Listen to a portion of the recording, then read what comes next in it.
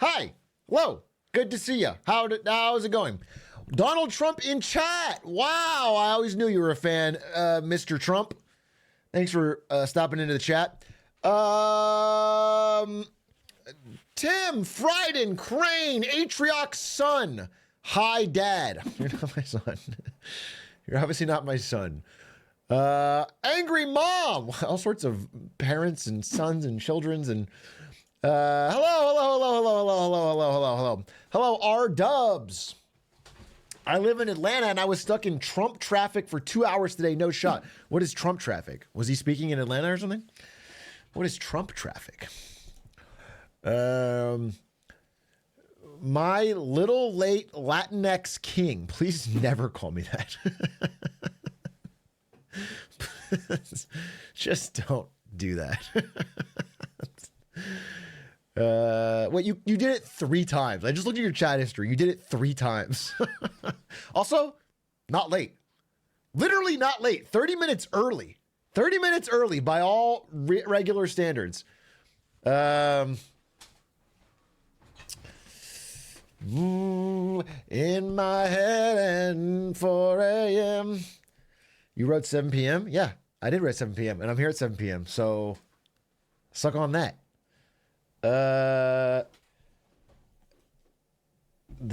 Targeter strikes again. What's up, Liam the Great 091? Good to see you. Guys, we're in Lock-In October, and that's a different special time.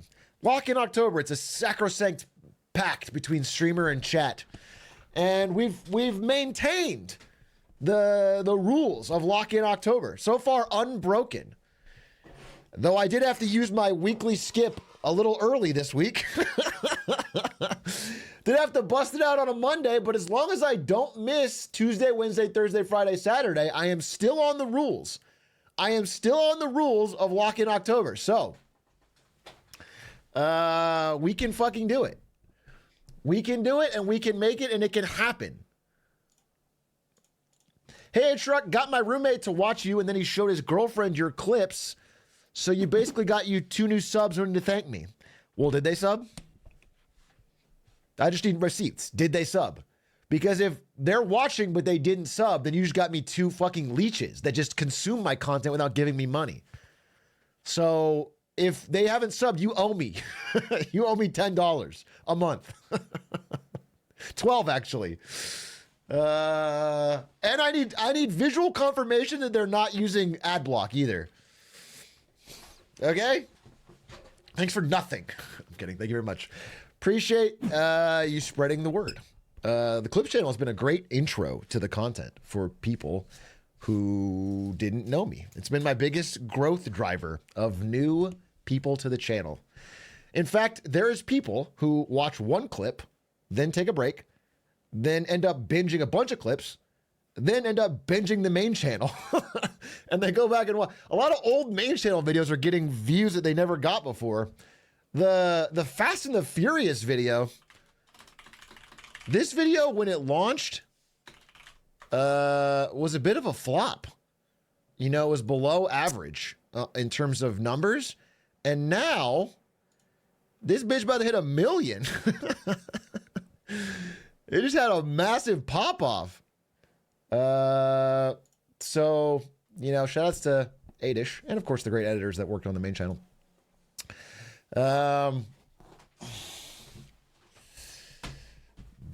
Big A, is that Old Spice I smell? I actually don't use Old Spice. And I didn't mean that to sound condescending.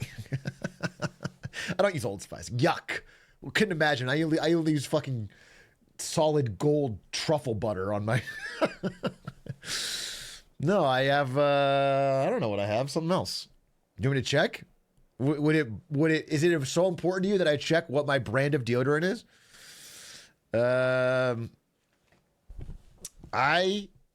Okay, a lot of yeses. What if it was Axe? What if I just use Axe body spray from the early 2000s? A whole bottle every day. Fill up the locker room. All right, I'll check. I'll fucking check. I don't give a shit. I'm fucking the timer back, though. This doesn't count.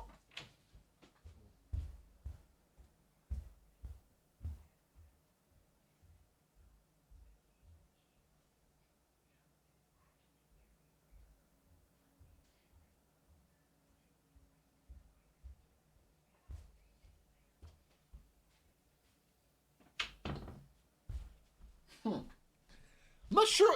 This feels more pretentious than I thought it would.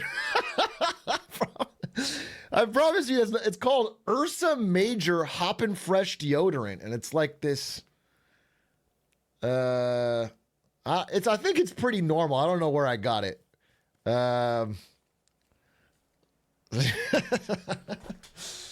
It's probably some California shit. Take a bite. I'm not gonna lick it nor eat it. I will just simply use it to keep my pits from stinking. So, let me see. I don't know. Is it actually? Oh, it is. Okay, that's good. All right. It's a flex. It's a flex. I just Googled it. It's gentrified. That's a gentrified deodorant, actually. I'm not even going to show you. I did not know that going in. I will be using Old Spice from now on. I'm a man of the people. How much can my deodorant cost? Anyway, good to see you all. Welcome to Targeting Tuesday on a Tuesday. As we all know, we don't miss. A lot to talk about today. We'll be starting in about 23 minutes. Plenty of big discussion subjects. Slides completely done, thank God. Yeah, I just needed a day yesterday. I'll fully admit that part of it has been League of fucking Legends throwing off my schedule, making me a little bit slower. The thing is, I do this thing where it's like, all right, I finished a few slides. Now I can reward myself, take a break, and play League. The problem is, like, League is not like a little treat. League is like an hour minimum, and if I lose, I rage queue again. So it's probably like 2 hours. So it's like I do, 5 slides on something, and then bam, I lost 2 hours on the treat. It's not a good system. But the second thing is, I have just about, I'm like fucking close. I got a carrot as a bookmark.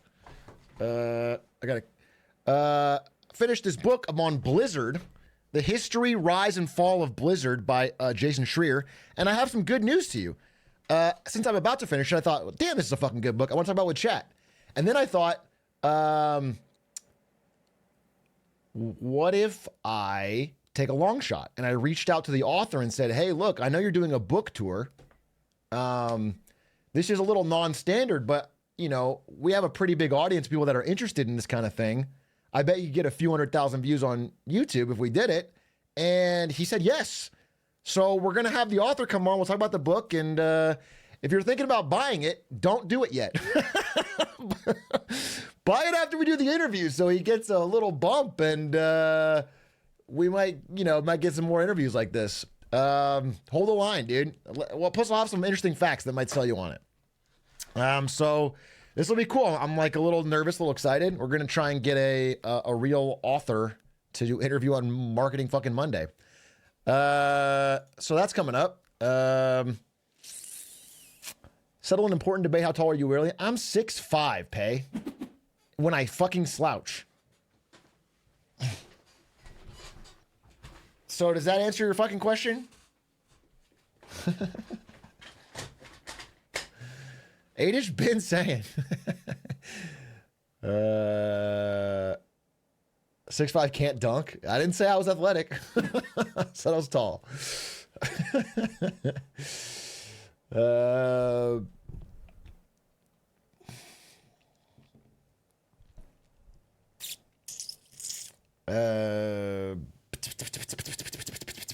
Big A, what are your thoughts on Stephen A. Smith picking Soul Ring over Black Lotus Pick One Pack One for an MTG Vintage Cube draft? I did see this.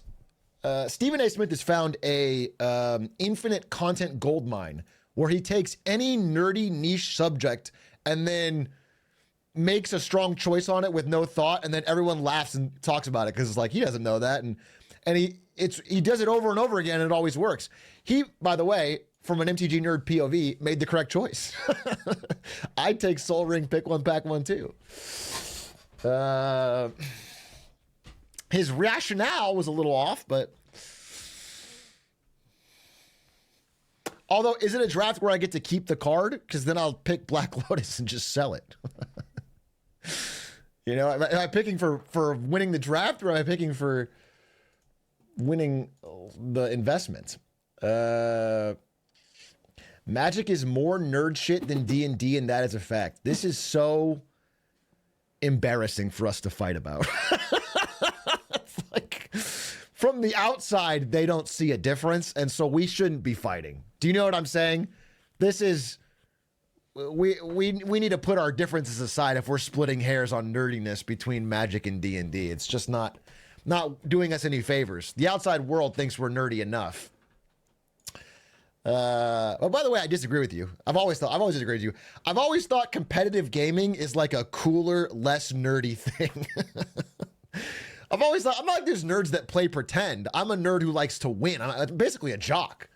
I'm basically, when I play fucking Melee or StarCraft, it's like it's a very competitive. I've sort of softened on that belief over time, but I used to really believe it.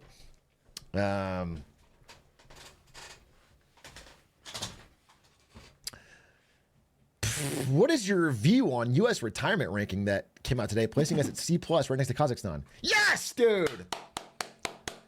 Yes, we're C+, we're passing! USA, baby! Us and Kazakhstan, the GOATs.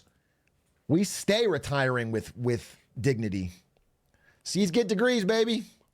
USA. USA.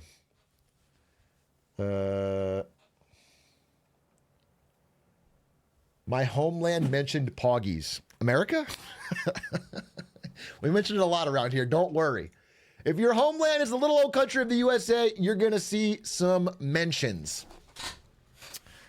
But yeah, did you see the SpaceX launch on Sunday? I did, and it was impressive. No doubt about it. My favorite part was that Elon Musk did it all himself. Built it, maintained it, planned it, did the math, remotely piloted the rocket. That was my favorite part. No, it was really impressive. It was really cool. It was awesome. It was extremely impressive. Have you seen the 2000 show on YouTube called King of the Nerds? I have not. I'm sorry. He built the arms that caught the rocket. I thought the original plan was for Elon to catch the rocket himself because he's kind of buff. I wanted him to stick his hands out and just grab it and hold it down. You know what I'm saying? And I think they had just for safety and insurance reasons not do that, but he could have done it. I swear to God, he could have done it. Wasn't Jaywitz in that? It's so funny you bring up Jaywitz because if you guys don't know, Jaywitz is a pretty big Nintendo and Pokemon YouTuber. I think he's kind of retired now, hasn't made a video in a while, but we became very close friends when we worked together at Twitch.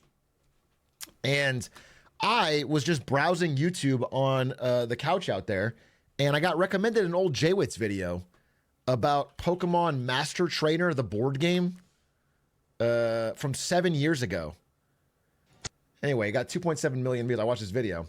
And I just started watching the video, and then he describes playing an extremely frustrating game with coworkers, and I remembered that I was in that game.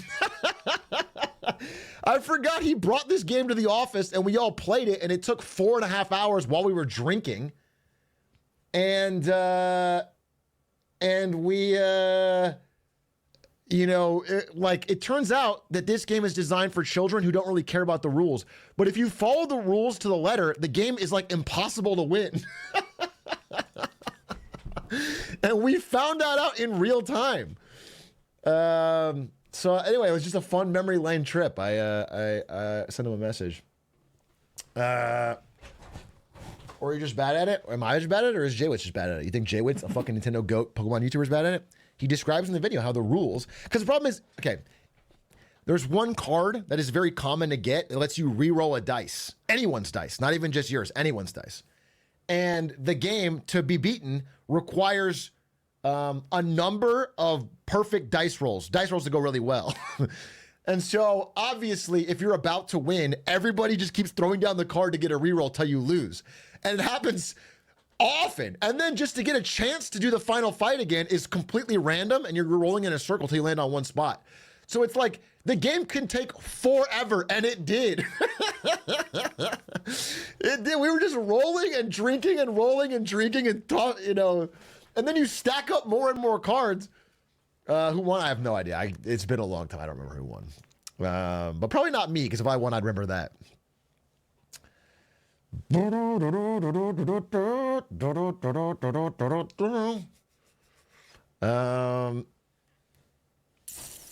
Did you see Trump dance for 30 minutes at his rally last night after stopping his town hall early? White boy got moves for real, for real.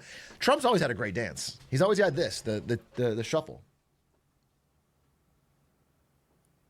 It's good, and he kind of mastered it. Certainly, it's a little more. It's a little more hand movement. It's like this, yeah. Yeah, it's a little more hand movement, but it's impressive. Certainly one of his top skills. I have no doubt that Trump would outdance Joe Biden, which is probably why he had to step down. Did you see my cat catch that flying beetle earlier? I did not see that. I'm sorry.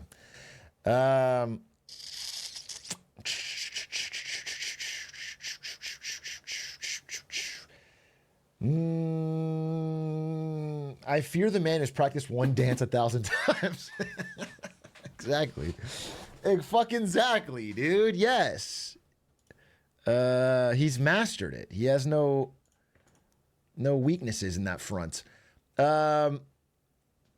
Big A, I submitted my first college application. Guess who's majoring in comp sci and will be a barista? I'm gonna guess you.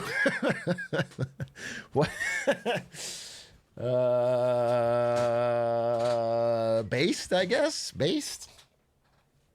Congratulations. Good luck.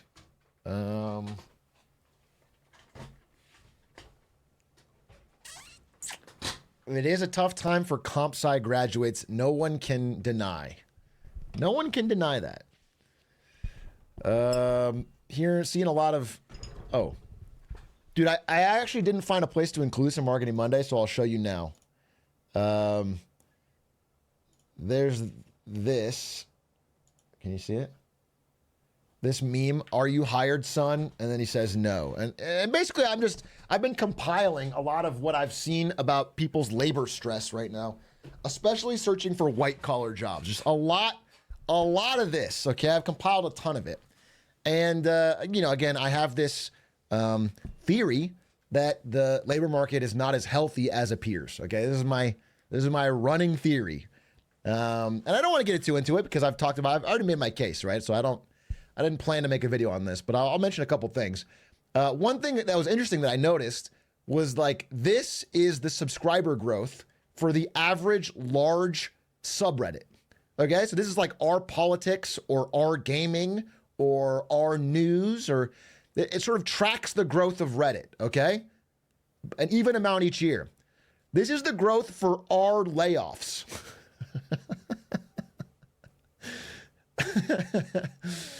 This is the growth for our Canada jobs.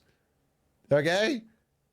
This is the growth for our, I think it's resume help. Okay? Notice a difference. Notice a pattern that breaks this normal, steady trend. It really starts to spike late 23. And by the way, this doesn't even include the 2024 numbers because Reddit stopped reporting the API. They cut it off. So you can only see late 23, but there's very clearly like a vertical line around the time we started talking about this. So just interesting. But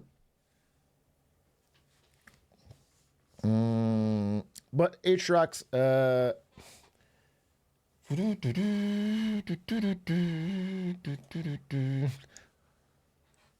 why don't we just make more jobs? Why don't you do that? Warden here, hire some people from chat. Why don't we hire some people? Yeah, RCS majors so depressing. I mean, you can just see it. You see it on the top posts on all these different subreddits, and they're clearly anecdotally some issues. Big A, my biggest weakness is that I lie about all my strengths. Should I say that on my resume? Yeah, you should definitely say it. You should say, my biggest weakness is I always tell a lie, and my biggest strength is I always tell the truth. Give me a riddle 3, and I shall work for thee. And if they can solve it, they get your employment.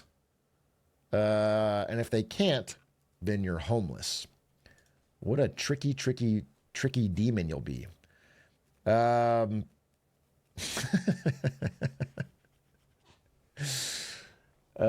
you see the Riot layoffs? I did. So another thing on that, just while I'm continuing the subject, I did see the Riot layoffs.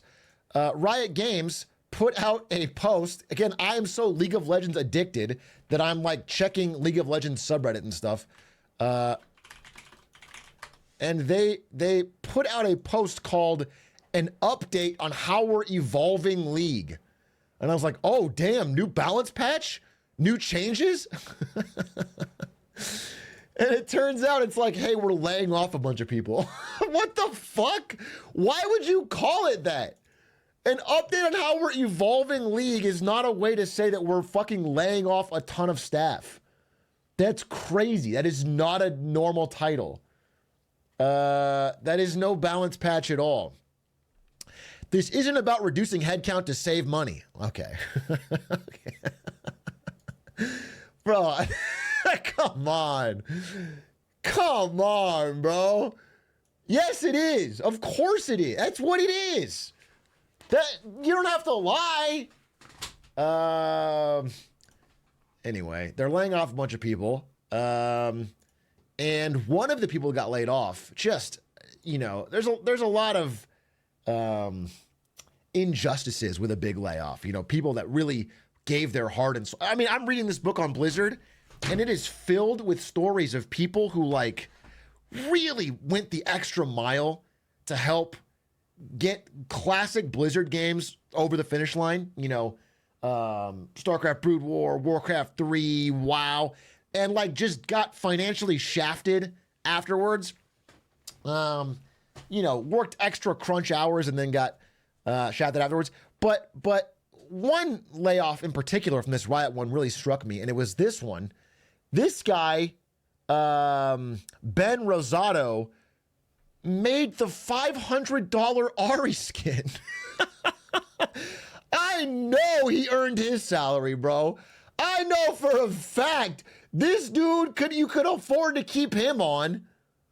That's crazy. Anyway, the moral of the story is it should have been $700.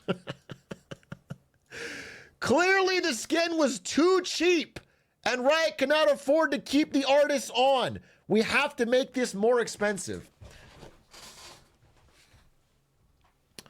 And if only we, the consumer, had bought more $500 Ari skins, maybe he could have kept his job. Have you seen the video on T1's private chef? I have. He plays Fizz. He's the GOAT. He's living my dream. Imagine getting to make food for Faker and play Fizz during the day. Why am I doing this stupid job of teaching about marketing?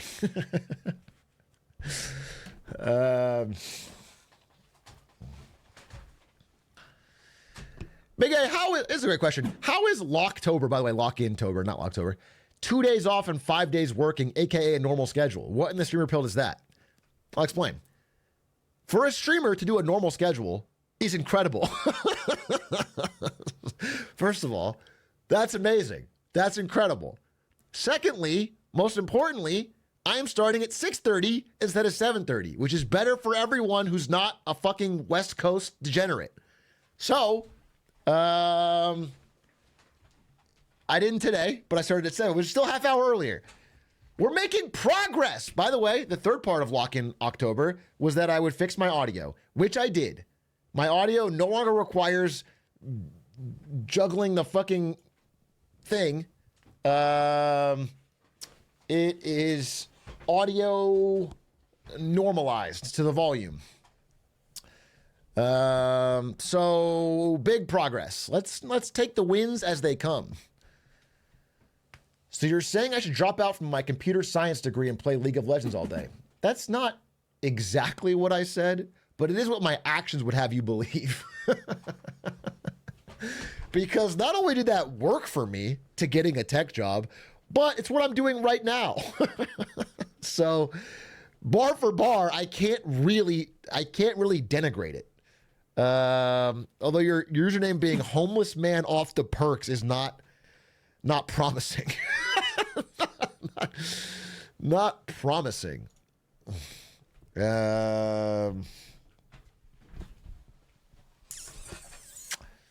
Not promising. Atrioc, have you considered doing the same Marketing Monday 2 weeks in a row to see if we'd notice? I think you would. Not all of you. I mean, some of you would just be like, Glizzy, Glizzy, Glizzy, Glizzy. Any Glizzmeisters? And then you wouldn't notice a damn thing. But people would notice. Some people would notice. And that, even if the chatters didn't, the YouTube frogs unfortunately would. And that is where my bread is buttered, unfortunately. You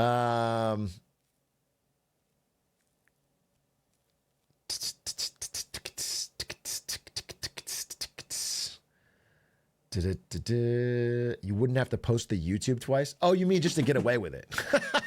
That's actually not a bad idea. That's actually not a bad idea then. If I just needed to get the chat to be quiet, I wonder if I could pull up an old Marketing Monday and just redo it. And then we just don't make a video that week. That's so interesting. Theoretically, I could do that. Somebody would know. Someone would know.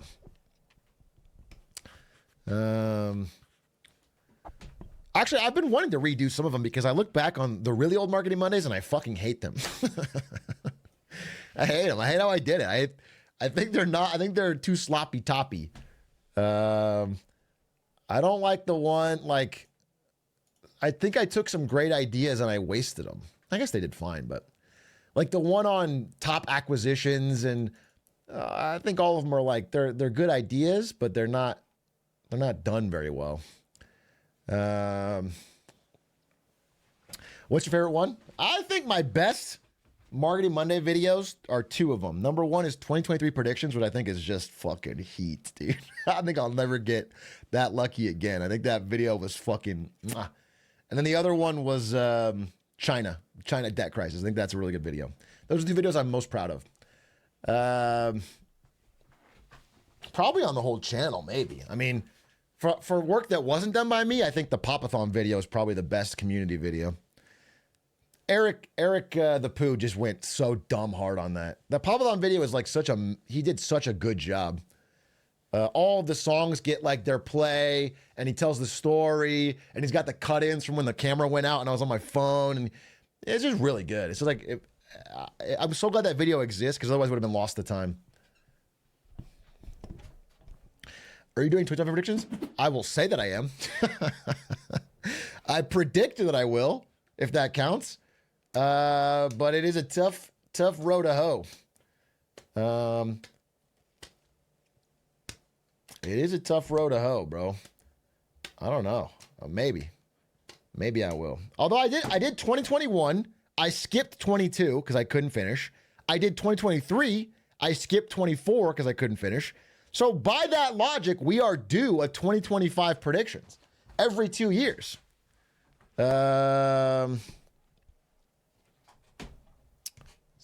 that is a good odd years only, baby. Hey, Big A, did you hear about the OpenAI trademark lawsuit? Apparently some guy created OpenAI before OpenAI. I think I would take the obvious bet that OpenAI will not have to change their name and they're going to win. You know why? Because they have a lot more money. They have a lot more money, a lot more importance, and they're tied up with Microsoft. And I just don't think a small company is going to get them to change their name, but we'll see. We'll see. The worst tweets video where Chipotle said homo estas. I forgot about that. Chipotle did a rainbow colored burrito and said homo estas. Dude, that was peak like pride washing, corporate pride washing. That was peak. That was like the top of the top. That was so funny. What do you think of the ASML fall off? I'll talk about it. So, if maybe you saw a clip I made where I talked about the way the old chip market works and how there's a Dutch company called ASML that makes the machines to make all the tiny little chips. Well, they were supposed to release their earnings tomorrow, but they leaked a day early, like a fucking Pokemon leak. And they leaked a day early, and they were bad. They were shockingly down. People just weren't buying as many of the machines as they thought. Part of it could be because that they're banned from selling a lot of them to China, and China's one of the biggest growth areas for purchasing these. Part of it could be, you only need the machine one time. You buy the machine, you don't need it again for a while. It's cyclical.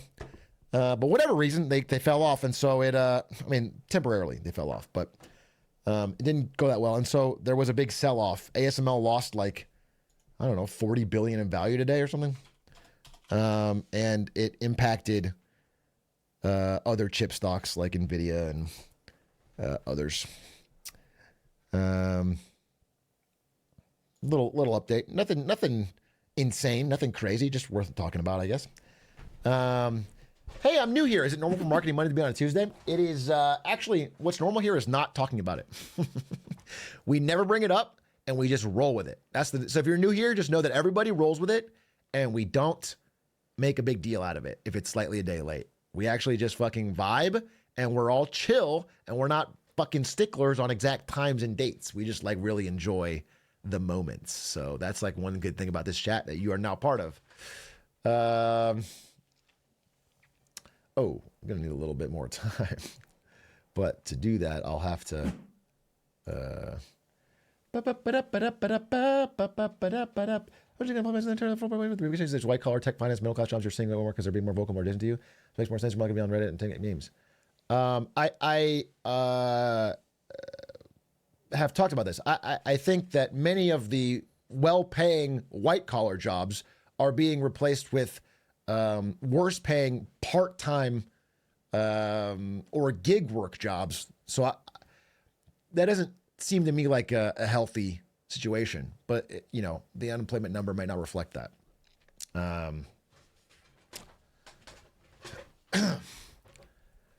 50 big ones. Holy shit. Mallow Dev, thank you for the 50 months. God damn, appreciate it. Welcome. Welcome is the wrong word. You've been here 50 months. Well, thank you for the support. You're going to get roasted for your Owl Pass. You shouldn't have bought it, but I can tell that you are an oiler. You have a lot of money, so thank you for the 50 months. Hey, Shrug, did you see Trump dancing to opera for 30 minutes? Not only did I see it, I watched it on 0.25 speed to study the dance moves. He's incredible. He's got a supernatural ability. Got absolute chills. He was there, little bro. Yeah, I don't miss a rally. Is it crazy to say who cares about a lack of white collar jobs? Get back to the mines, Californians. It's not just people in California, right? It's all across the nation. Every state is encountering this problem. But no, it's not crazy. I think it's a great attitude to have.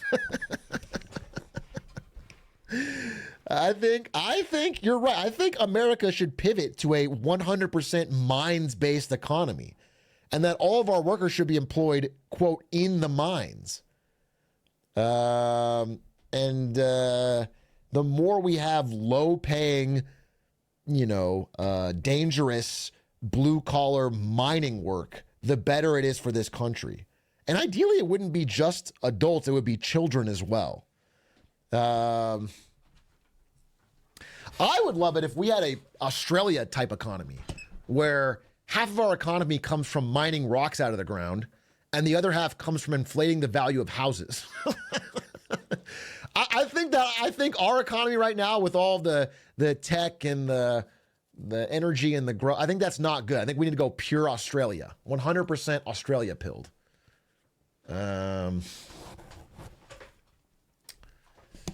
That would be awesome.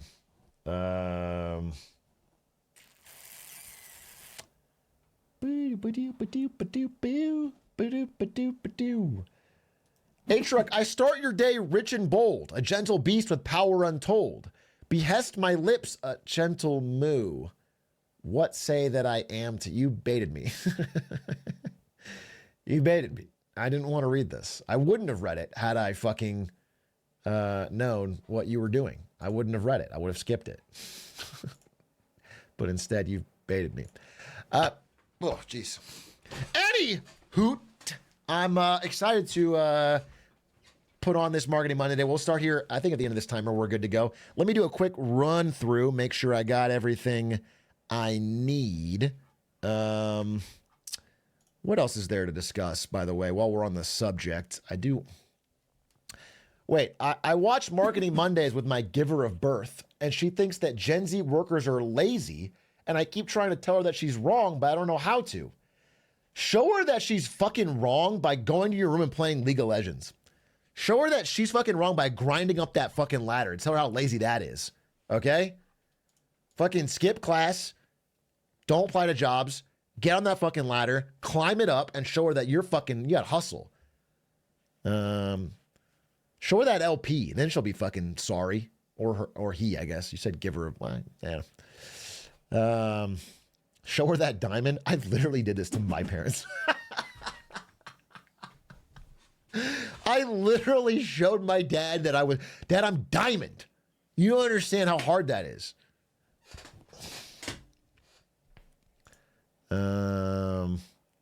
So it can work out.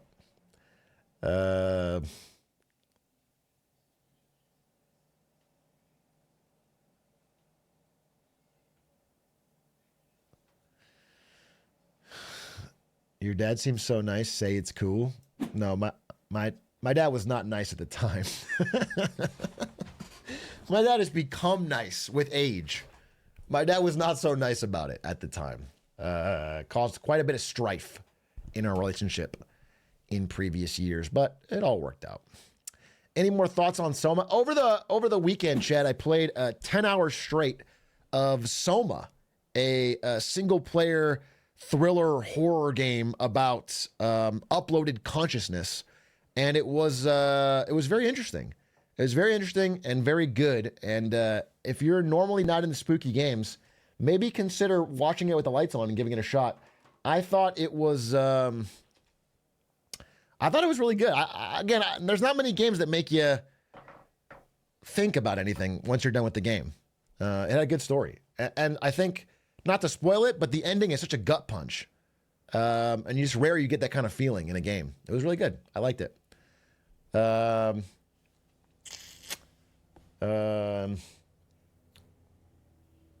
But it is scary, and it is kind of gory, and it is dark, and I get freaked out during it. I mean, it was, so just warning, I'm not going to try and make you watch something you hate, but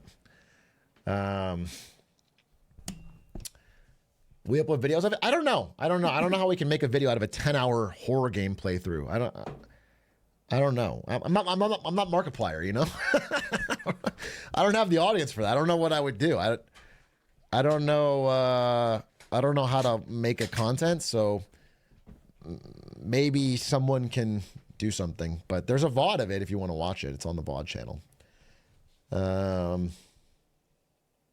know what I've been really looking forward to is I need to hire somebody who can. I want to start an Atrioc playthroughs channel where it's full edited, but like lightly edited entire playthroughs, like my Sekiro playthrough, my Hollow Knight playthrough, all the classic playthroughs, because I don't have those anywhere.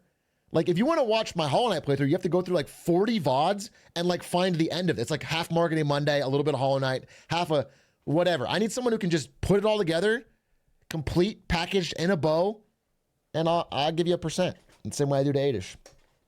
But it's like a challenge. It's like a hard job. So like, don't think about it if you can't do it. It needs to be someone who can like actually edit and put big videos together. And yeah, Point Crow's the one that got me to do it. I was talking to Point Crow during basketball, and he said, I started doing this, and it's like blown the fuck up. And I was like, damn, well, I think I have some good playthroughs. Like, my Sekiro playthrough was fun to watch, but I don't have a video for it.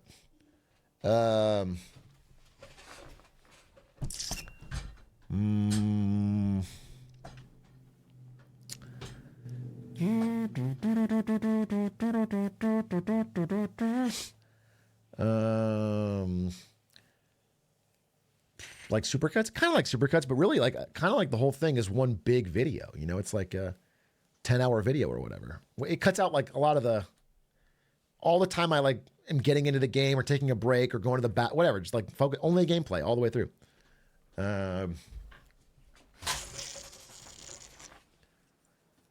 Anyway, 7 minutes left. Anything else I want to talk about before I jump into this Marketing Monday? I think I'm good.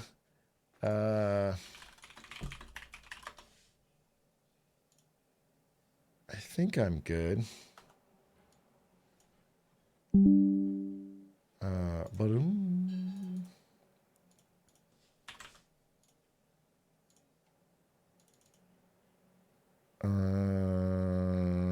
Just making sure that I got everything.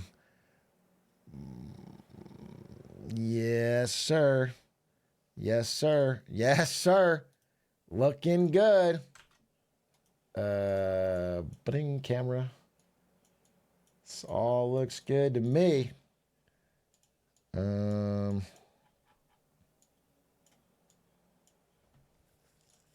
Okay, great.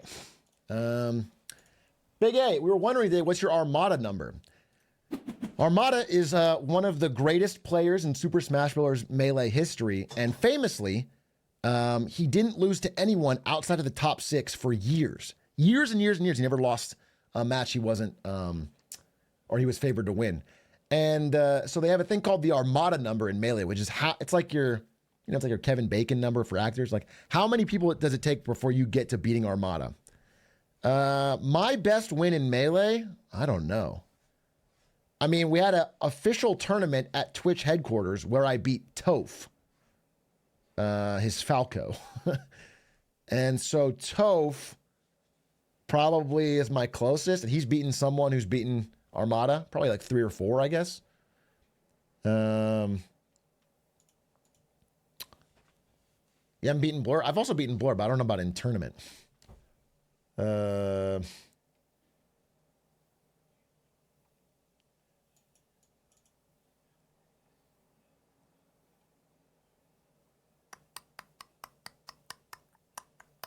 Mango. I've never beaten. I mean, I've beaten Mango in friendlies when he's drunk and not trying. I've never beaten Mango in a tournament, obviously.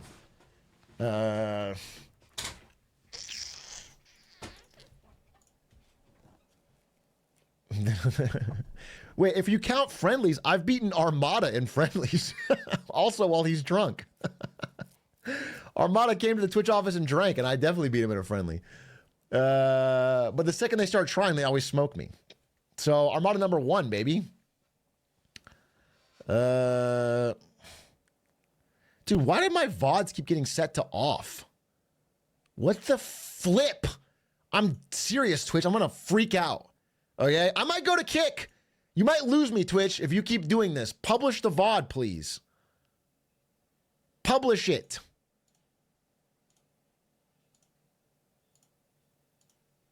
What the frickin' frick, dude? Sorry to curse like that. Please cover your ears. I'm sorry, but I don't know why they keep resetting that. What the freaking crap, dude? Oh, dude, my Quack came into our editor chat as like, hey, we have to have a talk. You're cursing too much lately. He's like, normally I have to edit out like 1 or 2 fucks, and now it's like 20. And it's like, we can't get monetized. What? What the fuck are you talking about, you little bitch? Oh, dude, what the hell? There's no way. First of all, I didn't know Quack was soy and woke. And secondly, you can't fucking... Wow, what am I doing again? I'm saying a lot. I need a swear jar. But they're trying to silence me. I swear to God, they're trying to silence me, folks. Folks, they're trying to silence me. They don't want to get me. They want to get you. I'm just in the way. Okay? Quack would have to censor all of you, but I'm here. I'm in the way. I'm stopping him.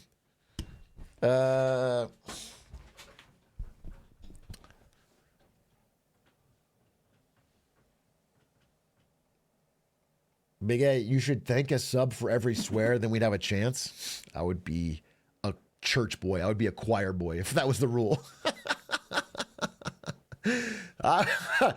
I wouldn't say a heckin' word. Why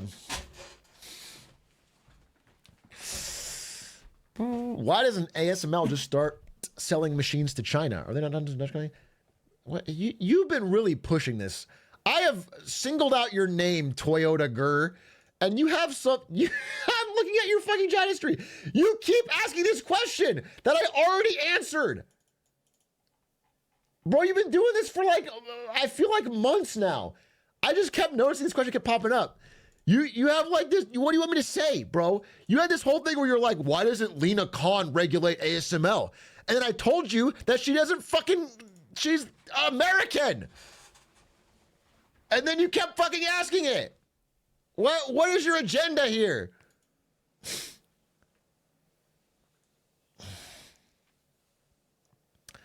1 minute, 42 seconds. Yo, Big A, my master's degree started today, and I already dropped some knowledge in class that I learned from your stream. Oh, awesome. Did you send me a check, or was it a money order? Sorry, I didn't receive any money, so I'm wondering where do I get my payment? Congratulations on using the knowledge that you paid. Linkus with the Marketing Monday raid! Guys, I have to tell you some news about Linkus. My fucking goat. Even though I'm only his second best man, I tuned into Linkus' stream for the fucking run the other day. Out of nowhere, guy gets the second place run in Wind Waker 80%. Out of nowhere, hasn't even been playing it. Just fucking, he has an old route, not even the latest route. Just fucking booted it up.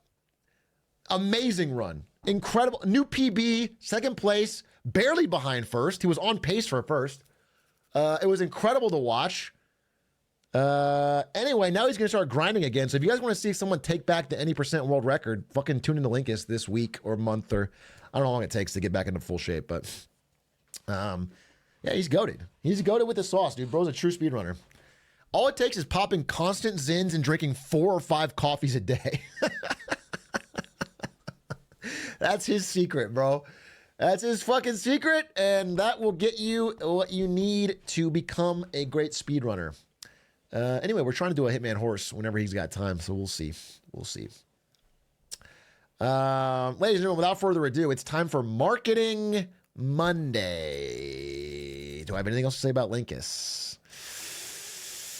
Anything else to say about Linkus? He's a great guy. That's it. But without further ado, welcome to Marketing Monday on a Tuesday. I need to ask you one thing and one thing only: to look at the screen and say "Poggy's me" when you show up, because it's time to cover the last week in marketing and business on Marketing Monday. Fuck.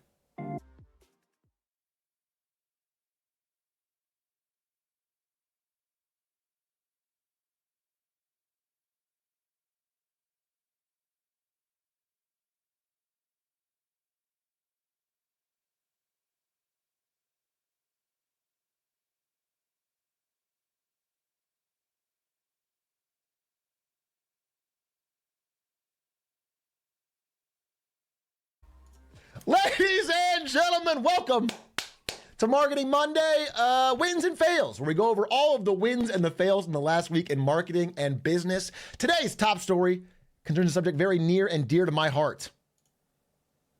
Nuclear energy. Nuclear energy. Something I'm quite a big fan of for many reasons. Maybe it's its extremely energy dense nature, where you can get much more energy from one pellet than you can from 100 gallons of oil or a ton of coal. Maybe it's the fact that it's extremely efficient in terms of space, where one nuclear reactor can be done on 1 square mile of land versus 360x the land needed for wind, or 75x needed the land for solar. Or maybe it's its extremely high capacity factor, where nuclear energy can run 92.5% of the days of the year, constantly producing power, while others can only work certain times of the year. But nuclear energy has its downfalls, namely a bad rap. Namely, it's got a bad image problem. It could be from The Simpsons, showing nuclear energy is extremely dangerous. It could be a Jaws type effect, where even though shark attacks are relatively rare, it's such a visceral idea. The idea of a nuclear meltdown is so deeply ingrained in our brain that it's scary for people to approve a nuclear power plant to be built near them. In America, we've had the famous 3 Mile Island nuclear reactor accident in 1979. As a result of technical malfunctions and human error, this is the worst commercial nuclear accident. Now, it's worth noting that even though the magazines all ran with the title Nuclear Nightmare, and it really sunk into public consciousness, nobody died and nobody was even injured. You know, it was a problem. There was a leak. They had to fix it. It was could have been dangerous, but nothing actually happened. And that is our worst in North America. Obviously, Chernobyl and others have had worse ones, but in America. And generally, we've had many long-running nuclear power plants producing stable energy for decades and decades. And yet, because of these image problems, and I will say cost problems, nuclear has been in a bit of a limbo, a bit of a ghost zone for a long time, where we're using old plants but not really building new plants here in the West, or at least in America. France is building them. Until that is, something came along. The digital brain, artificial intelligence.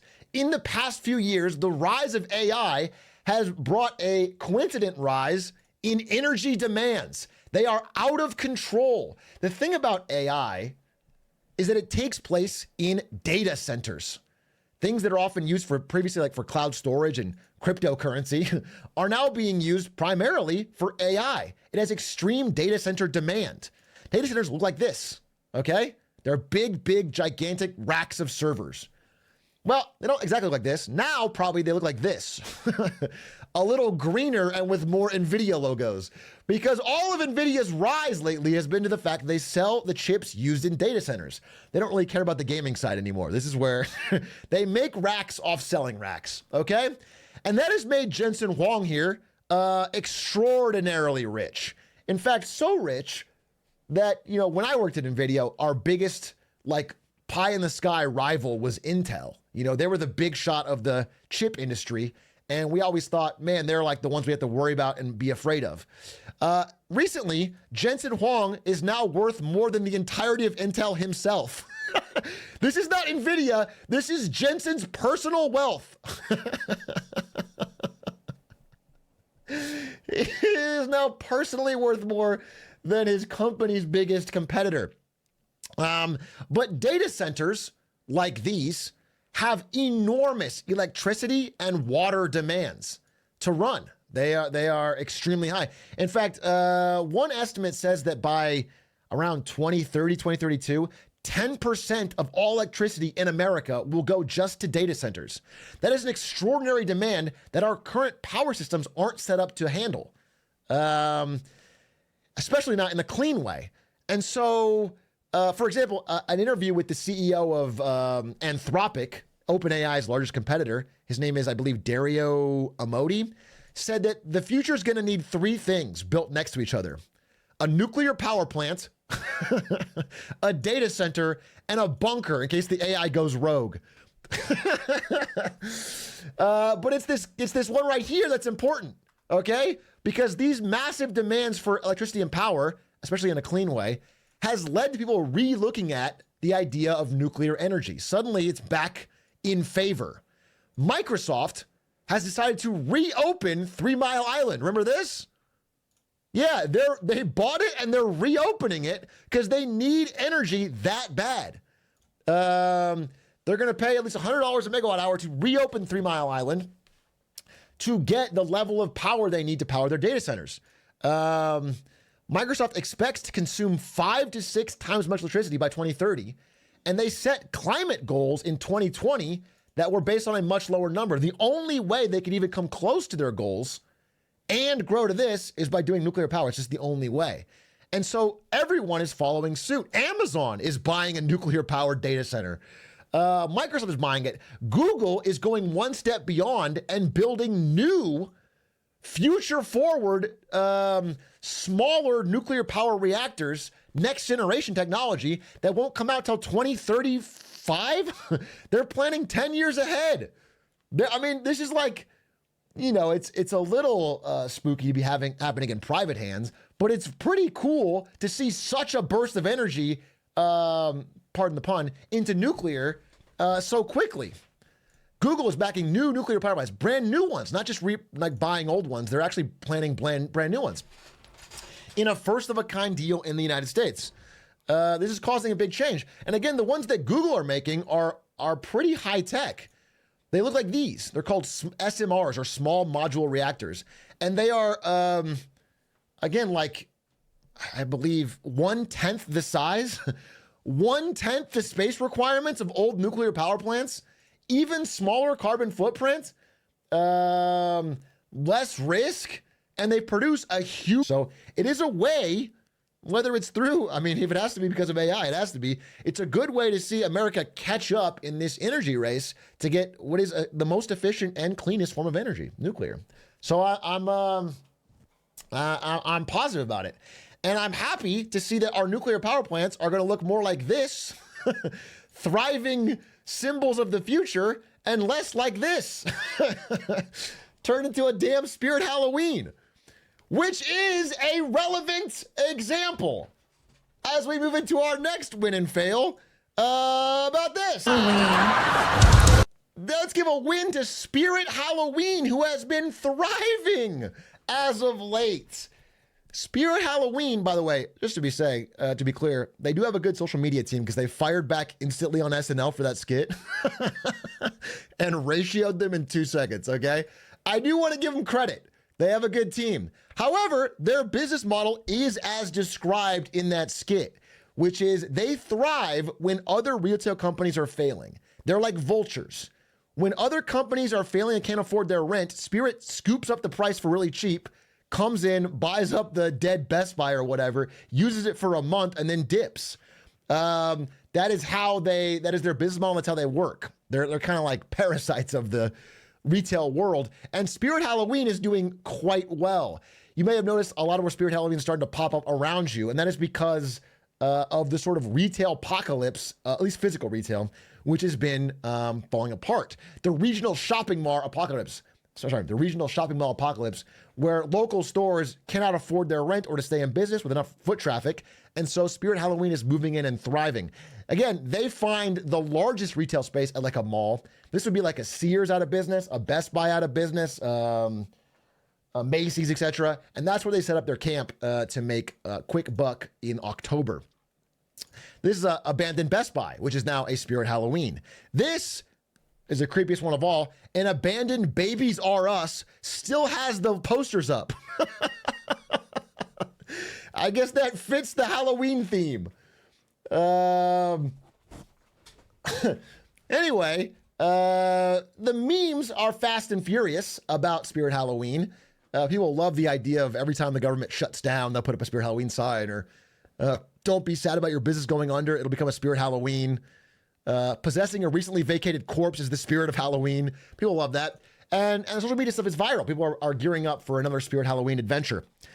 Again, the death of retail is good for Halloween pop-ups, which is why it's a bit of an auspicious sign when Spirit Halloween is doing so well this year. They've decided to expand from not just October, which is traditionally a weak month for retail, to December with Spirit Christmas. Now, usually they would never feel comfortable doing this because Christmas is the best retail season of the year.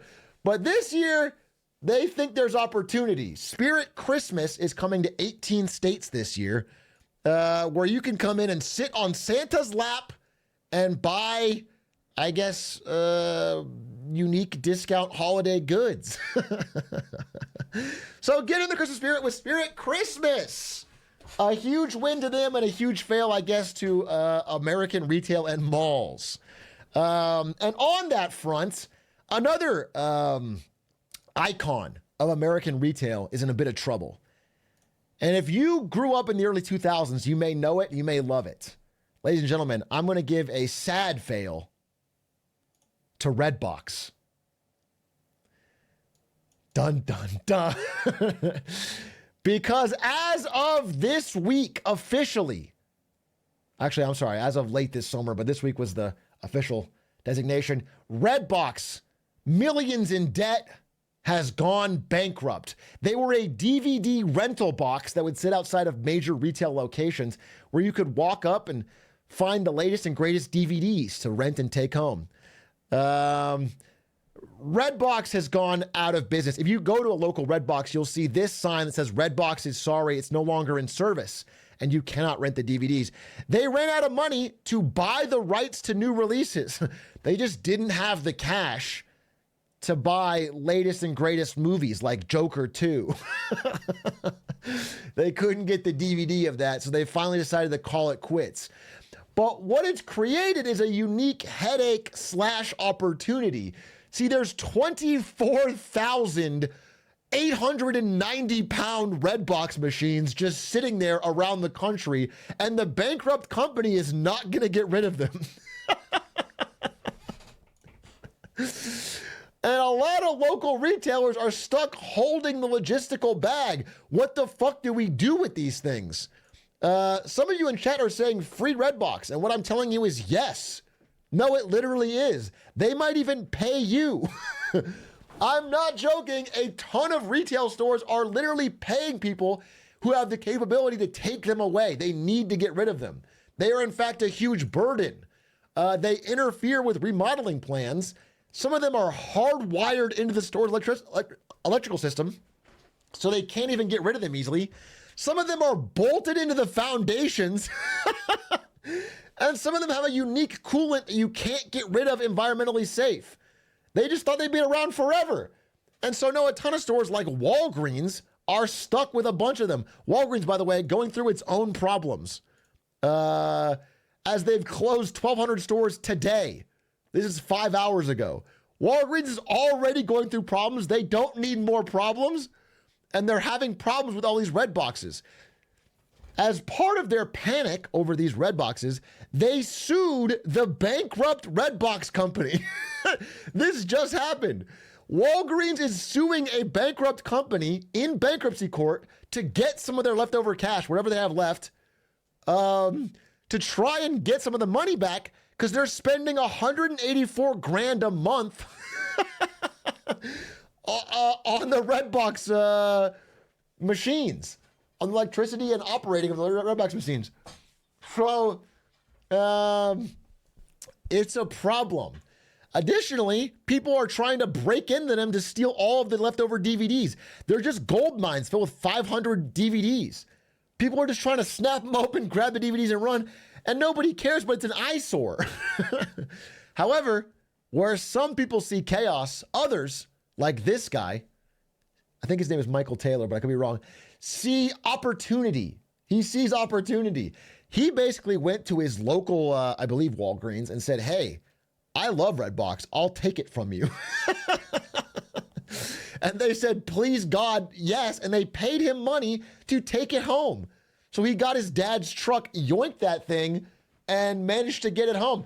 Additionally, some people are starting businesses where they go around to local stores and offer to take it off their hands for a small fee. So people are becoming entrepreneurial. This guy just says he's a big fan of discarded and lost media. He's a fan of Redbox. Sorry. He didn't say this, but somebody in the article said it, is that we need to find other uses for Redbox machines. One possibility could be used to make them dispense weed.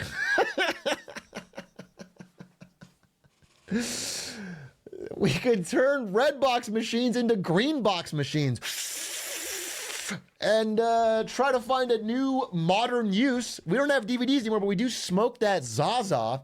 However, this is what they look like inside. There's not really an easy way to retrofit them to their new purpose. So again, they might just be useless unless an entrepreneurial coder finds a great new use for them. Like this guy who found a way without opening it up to hack it to play Doom.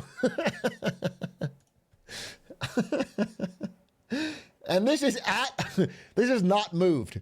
This is just at a store where they,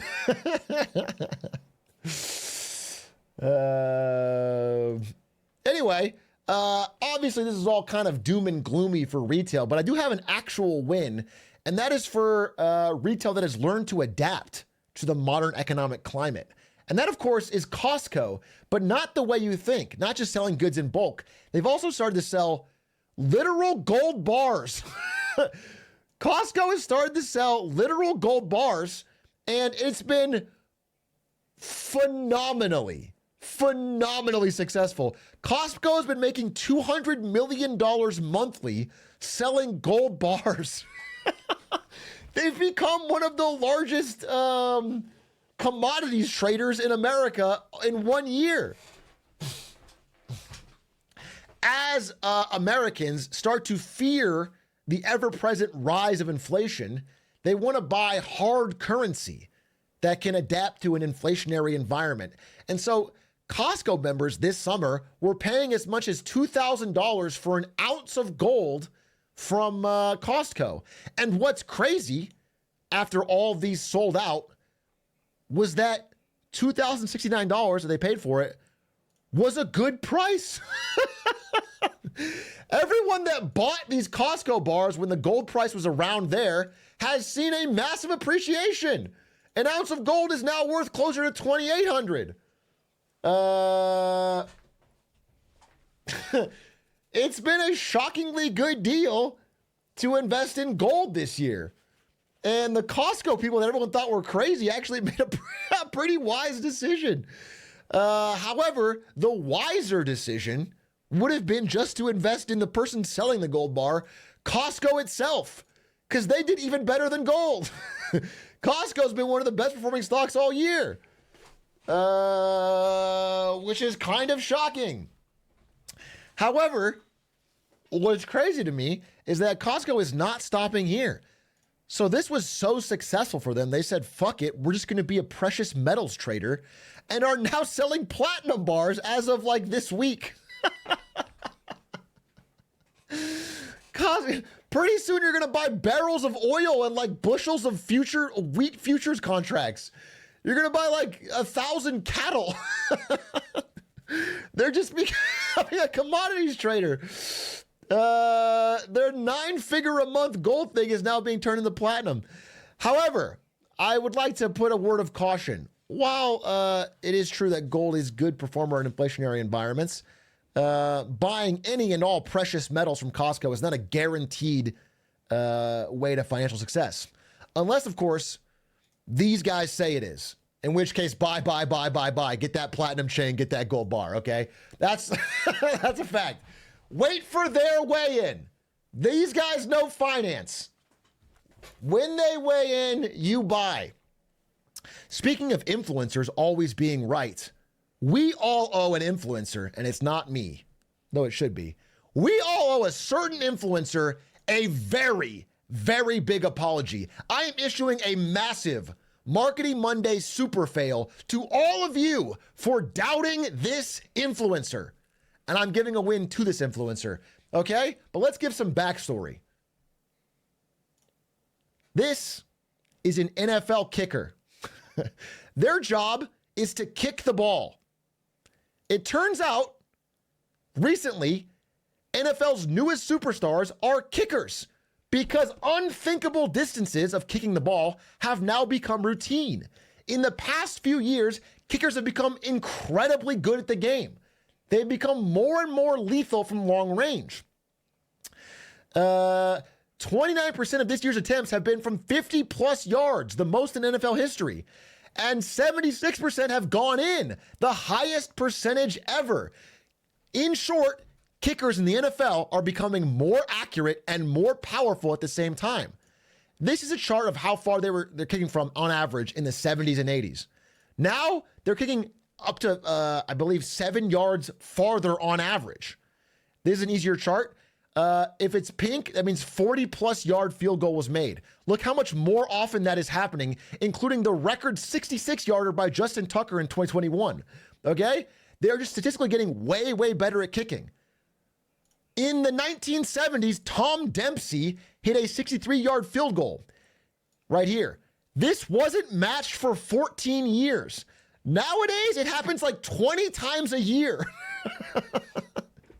Okay? It's commonplace. And one person may have said, this is all possible. I'm sorry, wrong guy. This is the kicker. One guy may have said this is all possible. One guy we might owe an apology. Tyler Ninja Blevins. Because in 2019, Ninja tweeted, I'll never understand how NFL football teams allow kickers that just miss kicks. I feel like there has to be a pool of kickers that just won't miss simple kicks. Would love opinions on this. And the opinions were lethal. The hate flowed. People roasted him. He got ratioed. They made fun of Fortnite players. They stirred up controversy. He was roasted across the entire internet for being a fool. But if I pull up this chart on a new age of kicking, where the number of times they've made it from 50 plus yards, you'll notice there's an inflection point right here. AKA the exact date Ninja tweeted. He showed them it was possible. Ninja has changed the course of the NFL. Ever since he said you should just make these kicks, they started doing it. And now, even like NFL youth coaches are saying that we're just asking kids to do more than we thought possible, and they're doing it. Before they wouldn't even think they could ask. Kids are doing incredible kicks they never thought they could do before. And I want to give Ninja Blevins some of the credit. But speaking of gamers and gaming companies that might deserve credit, we need to talk about Nintendo for a second. You see, Nintendo is in a unique spot this year. A lot of lawsuits. A lot of lawsuits. A lot of issues. But they are a growing and powerful gaming company. And they've had an incredible run with the Switch. And they're gearing up to release their next powerful console. And we know that we're going to love it. And it's called the Alarmo. It's called the Alarmo, the Nintendo alarm clock. That was their big announcement in a recent Nintendo release. Not the Switch 2 as everyone had hoped and prayed. It was a Nintendo alarm clock that makes little Mario sounds when you wake up. And I think I want to go into something. I want to explore this a little bit more. You see, recently, a leak came out that showed the Nintendo Switch 2 renders from a manufacturer, I believe, in China. And I believe these, well, not 100% verified, are highly likely to be true. Highly likely to be true.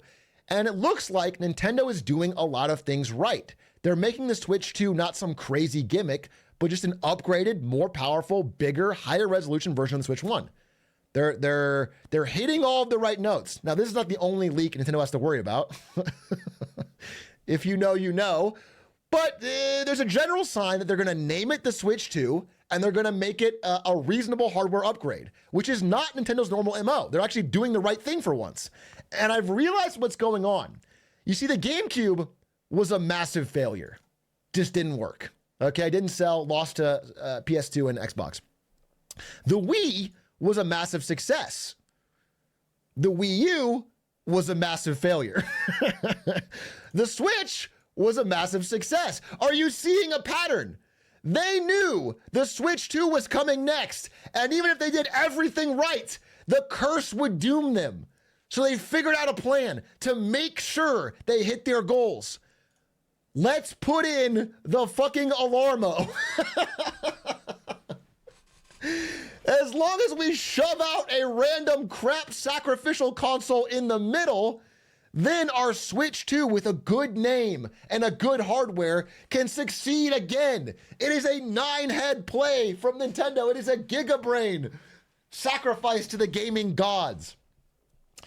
Speaking of being sacrificed, we have to give a fail to a different Japanese gaming company, Bandai Namco, known for all of these games and more that you see here, including the recent success, quote unquote success, Tekken.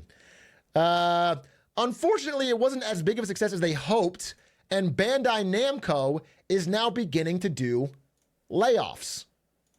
Now, that wouldn't normally be a major Marketing Monday story. Gaming companies like Riot and white-collar tech jobs in general have been laying off like crazy. However, what's unique about Bandai Namco is that they are a Japanese company attempting to do layoffs, and Japan is very strict about you not doing layoffs. It's extremely difficult to terminate an employee in Japan. They have a lot of laws around it, and a lot of social norms as well. It is considered, extremely negative for a company to do a layoff. So they try everything possible to not do that. And that has led to Bandai Namco bringing out something that hasn't been seen for a while in Japan, which is incentivizing resignations, or as you might call it, oidashibeya, or banishment rooms. Basically taking an employee and putting them in a windowless office room as solitary confinement, giving them no work to do, no electronics, no books, no entertainment, no stimulus, just telling them to sit there as their job until they choose to quit. This is a real practice happening at Bandai Namco en masse right now. They are putting a lot of people into banishment rooms and basically forcing them to either quit or sit there all day. Some of you are saying dream job, but as far as I can understand from looking into it, it is a extremely psychologically torturous situation. You are told that you are useless. You are given no responsibilities. You are said that you're not part of the team. And it's extremely, and they cut you off from all sources of entertainment. It's pretty much actual torture. And the employees are, incentivized to quit. But if some of them don't have other options or can't find another job to line up, then they are forced to just sit there all day in what is essentially torture. So I'm going to give a massive fail to Bandai Namco for doing this. Though if you want an extremely easy job and you don't mind, I guess, laying down in a room all day, try to work at Bandai Namco. Is my advice for you. I guess a win for that one psychotic employee at Bandai that just doesn't care, because they just got the easiest job in the world. Since we're already in Japan, I think it's time we look at another major country in the Far East with our good friend Xi Jinping in a segment I like to call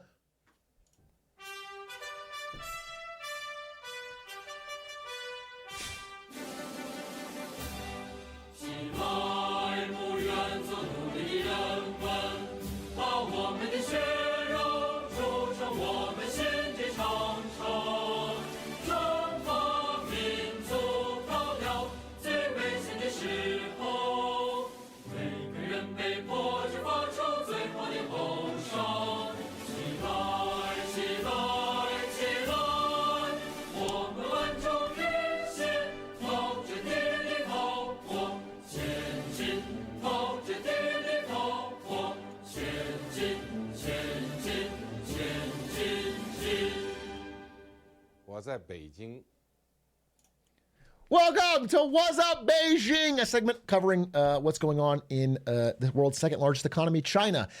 As we discussed in previous What's Up Beijings, there has been a stimulus cannon recently in China.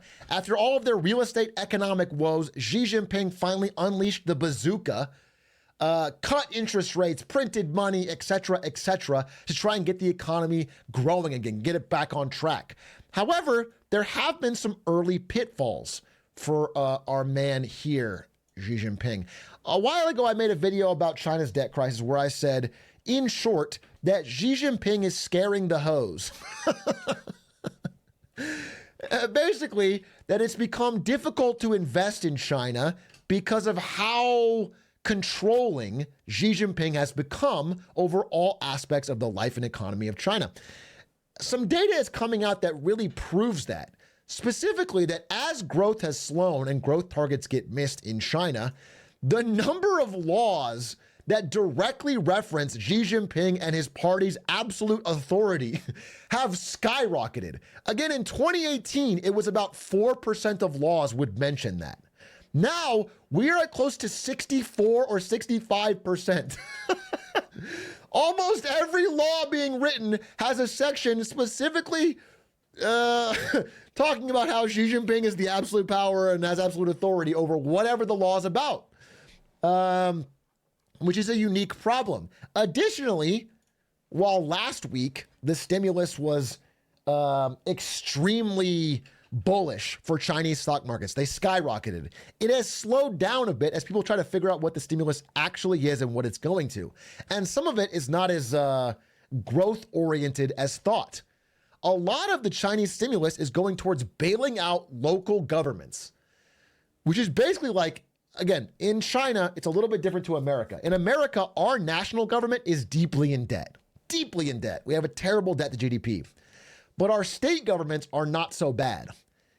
Opposite in China, Chinese national government has a relatively good balance sheet. They're not deeply in debt. However, their local governments are deeply. It's like if Alabama was super deep in debt, trillions in debt. That's what China is like. Their local governments, their provinces, are deeply, deeply in debt. They have taken on exorbitant borrowing fees to build huge construction projects that have not yet panned out. And so they have a huge problem. And China is stepping in to help bail them out. However, it doesn't fix the larger problem, which is that all of these local governments in China made most of their money by taxing land sales or land leases. They would lease you the land to build something and then make a tax on that. However, as construction has slowed and real estate is no longer the big driver of the Chinese economy, they need a new way to raise taxes because that's just not going to happen anymore. They just can't do that the same way. It's not going to work. And so China is finally doing something that's kind of interesting. I'm going to watch it with a close eye, but China is finally starting to think about taxing the ultra rich, specifically for money they've hidden overseas.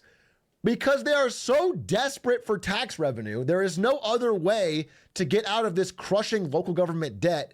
They are finally tracking down wealthy Chinese who have hidden money in like Canadian real estate, Australian real estate, American real estate, and overseas investments. And they are forcing them to sell it and pay taxes on it. Actually, not necessarily sell, but pay taxes on it.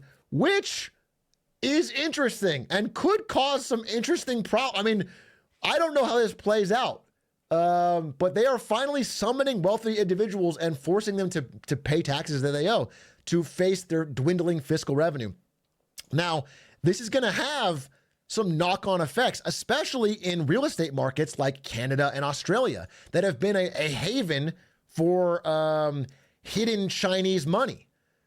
While in the long term, this is probably good to get, mass. Your local housing market shouldn't be a foreign investment vehicle. This is a precursor to a drop in values. Like if they have to actually sell to cover these taxes, this could have a stark, quick impact to popping housing bubbles in places like Vancouver or Sydney, where a lot of them are propped up with foreign money. So it's interesting to see how this plays out as China continues this crackdown. If they follow through with this, it could have some serious impacts. Additionally, in China, the major story this week concerned what was going on, perhaps not in China, depending on your POV. Taiwan.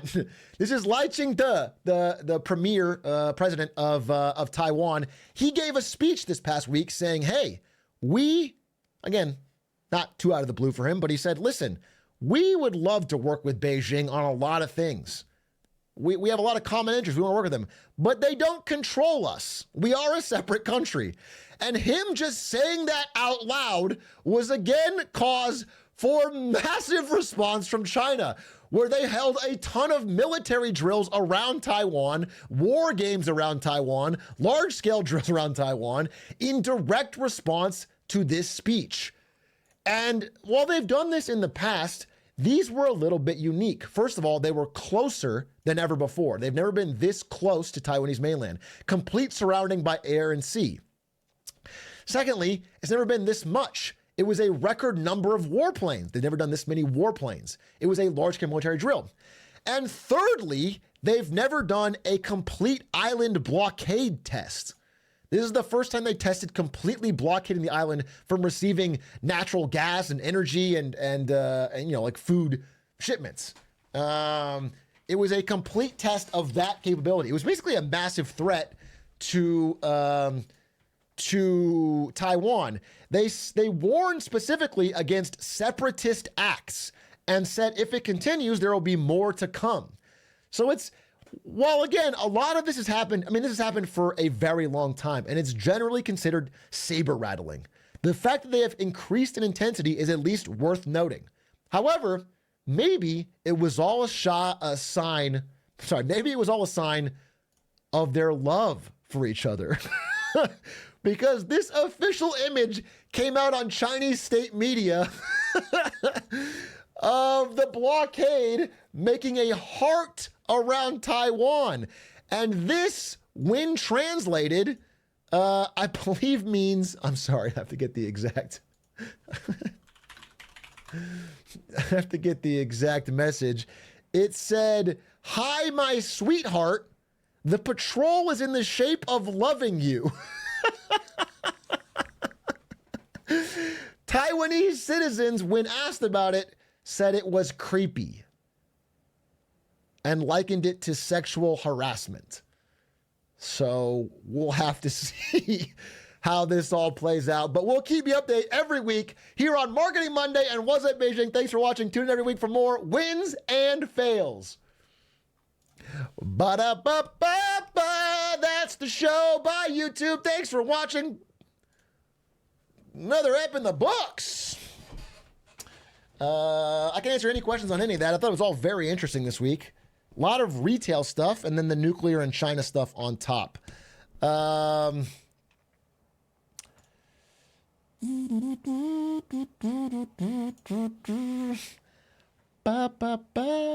how did you research on China? There's a lot of propaganda out there. There of course is. Yeah, you have to do a variety of sources. And also I have a person with Chinese family. She's not based in China now, but she speaks Chinese. Her family's Chinese, and she talks back to friends and family there to get on the ground reporting from Chinese social media.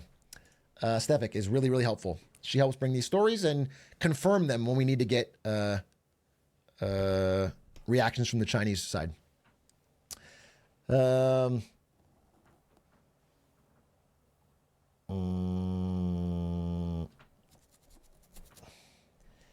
you seen the update MKBHD did for his wallpaper up? Yep, I did. I thought it was good. I think he did a good job. I would love to have him murdered and canceled for life and tossed into an early grave, but I decided that it's fine. He changed his mind. I mean, yeah, I think he did a good job. What else do you want? I think that's good. I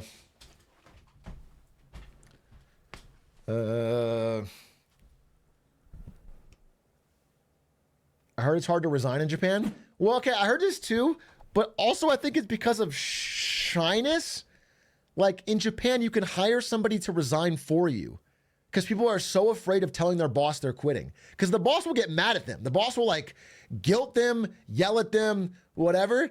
So like there's services you can pay someone to go to your boss and quit for you.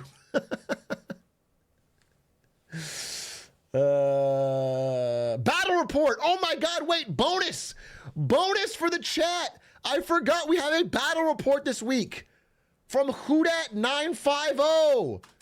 A bonus battle report. I have asked my recently unemployed friend Whodat 950 to do maybe he might work at Amazon now, but I asked him to do a battle report covering, and I believe the topic was this, taxes. I made it specifically vague so that he could not disappoint me the way that Dr. Battle often has. I said, just cover taxes. Let's see what he did. I'll notice right away, he spelled battle wrong.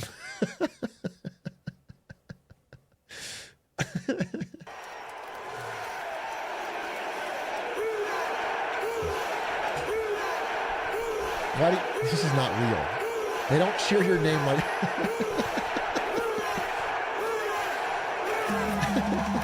Hello. Welcome, everybody. Welcome. Hello. Watch as I fade in slowly from a black screen. Yes. Hello. Whodat. Welcome. Chat and Atrioc. Played copyright music. As you can see, I've decided to take some time off of my cushy 10 to 8:30 Amazon delivery job. Oh, he did get the to job. do some real hard work to help out someone with the real hard. I cannot wait to interview him about this. So Whodat told me he was going to do this. He has taken an Amazon delivery job. This is considered one of the most grueling jobs in America right now. If you rate it by turnover, it's like one of the highest turnover jobs. People often don't make it more than 4 days. So I really would love to hear his experience with this job. His job in the world, pad time for his stream. And so I welcome you to my battle report on taxes. Yeah, let's go. Awesome. Okay, firstly, some important things to remember. Everything in this report is 100% supported and condoned by Brandon Ewing. So please consider all of my words his. Okay, all my words, his words. We're speaking for each other. We didn't 100% land on that. And also detail. remember that this is real and true financial advice. No, and we legal don't do counsel. that here. Marketing Monday is not considered financial advice. We don't First legally. of all, I'd like everyone in the chat. Brandon, raise your hands. Yeah. If you think the best way for this information to be taught is with a highly researched, thought out, meticulously created presentation with dozens of slides and pertinent information and images that really drive home the information in an easy and highly digestible way. 100%. That would be great. Okay, everyone with your hand raised, please now use it, hit yourself in the face because you're a fucking idiot. Okay, because the best way is actually with a one-take video with no slides, little research, and all just gut instinct. Because that's something that's real and earnest. That's hard to come by in Biden's America. Amen. Don't aim at your own. Real and earnest one-take financial advice is difficult to come by in Biden's America. Biden is forcing us to do long, boring PowerPoints. Okay. Now, first of all, I am going to bring in a good friend of mine. Why are you outsourcing? Mr. Jim Flouse.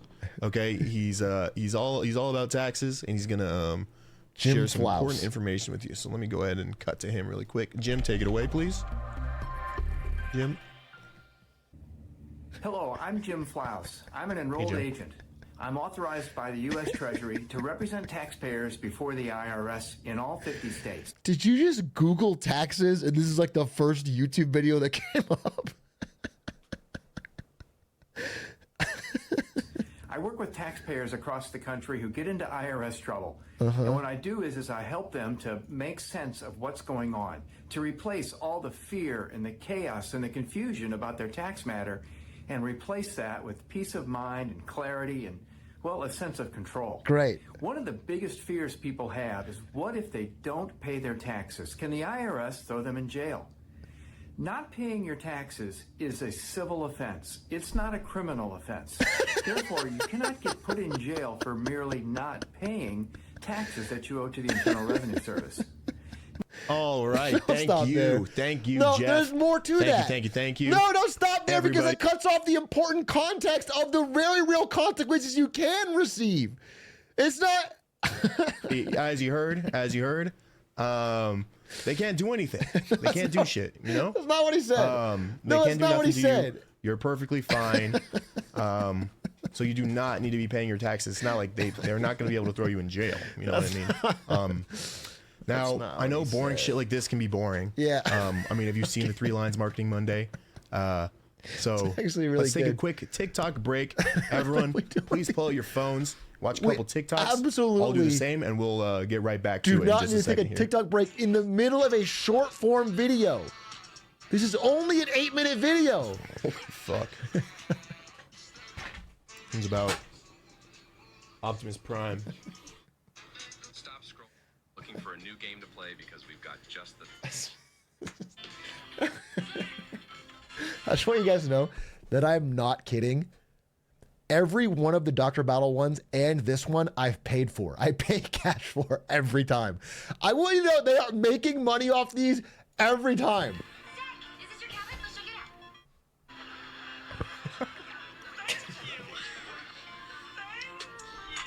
These TikTok, I don't know if y'all been seeing these. These ones go hard.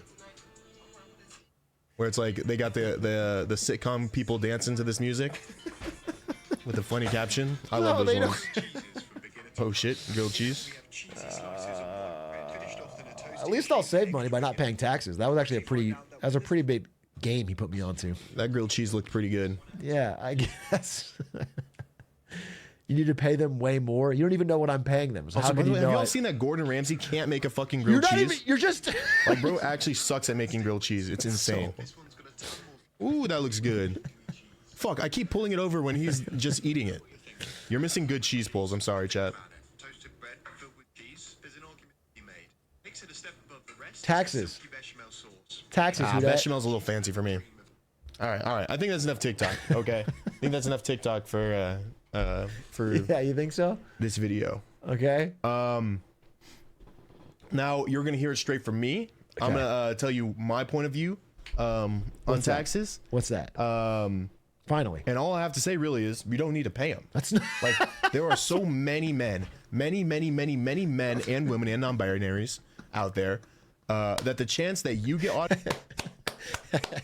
Hey, stop and clap for a hero, though. You know what I'm saying? He's an ally. He's an ally and a 50 Cent fan somehow. That was amazing. And popped is tiny. And just bad RNG on your part. Just fucking skill issue. I don't know. Get better. Now, I understand if you don't trust Jake Flouse or me. I totally understand. Because at the end of the day, we're just characters. We're not real people. We don't exist in reality. You do. So, I have one more guest who I think is really going to appeal to you guys. Let me go. I'm just going to go ahead and bring him out. So your whole Hooey. thesis. Hooey, please. Hey, everybody.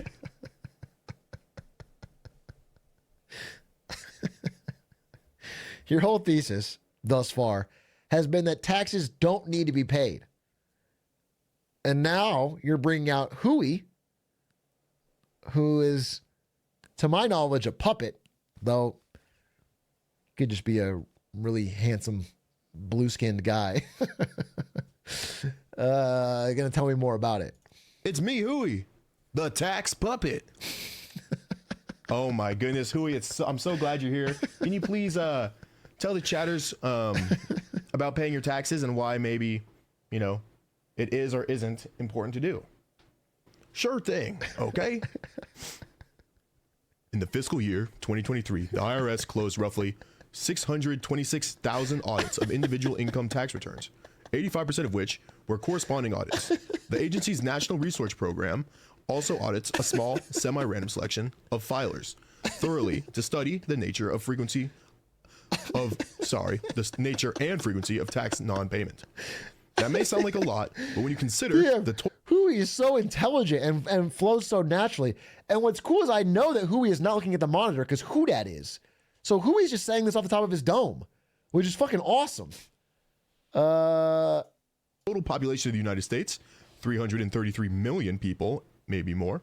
That puts the odds of being audited for tax fraud at less than 0.002%. And we love gambling here, okay? Atrioc loves gambling, especially online. So he's actually kind of spitting. I thought this was a joke, but you're telling me I only have a 0.02% chance of getting audited? I've taken worse gambles driving on the highway. Maybe I just fucking run it and save a lot of money on my taxes? Always take those odds. Those are perfect odds. Thank you. Thank you. That's about all I have to say. You don't need to pay your taxes. Don't even worry about it. Thank you. Nice. Thank you, Huey. Great presentation. Don't. All right, everybody. I mean, you heard it from three amazing sources. You don't need to pay your taxes. Don't even worry about it. I wasn't convinced after the first source, but when you've got three separate sources all saying the same thing, it's like it's worth listening to. I would be foolish not to at least hear it out because that reduces my risk.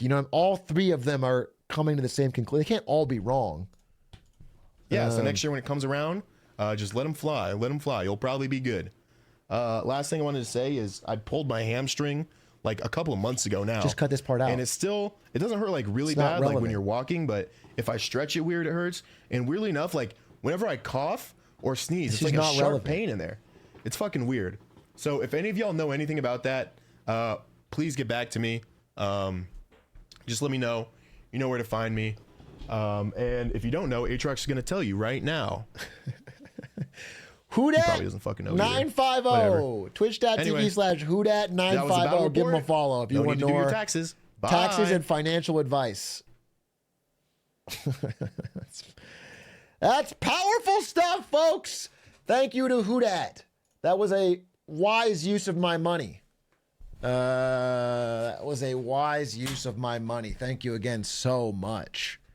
What a powerful and wise use of my money. Check out, let me give him a shout out. Shout out Whodat 950.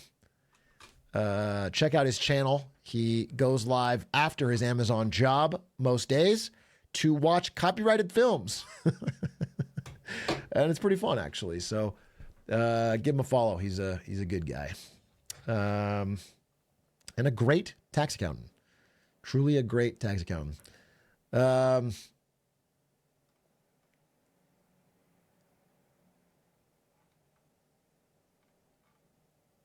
Hey, Atrioc, I don't know if there's a story here, but I noticed a lot of restaurants and fast food places are promoting chicken pretty heavily, like the chicken Big Mac.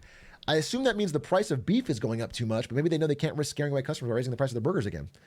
Yeah, that could be part of it. I mean, they're definitely pushing the chicken Big Mac. I do say they did a pretty killer, from a marketing POV, a really good influencer activation with Kai Cenat and John Cena. But I thought it was really funny.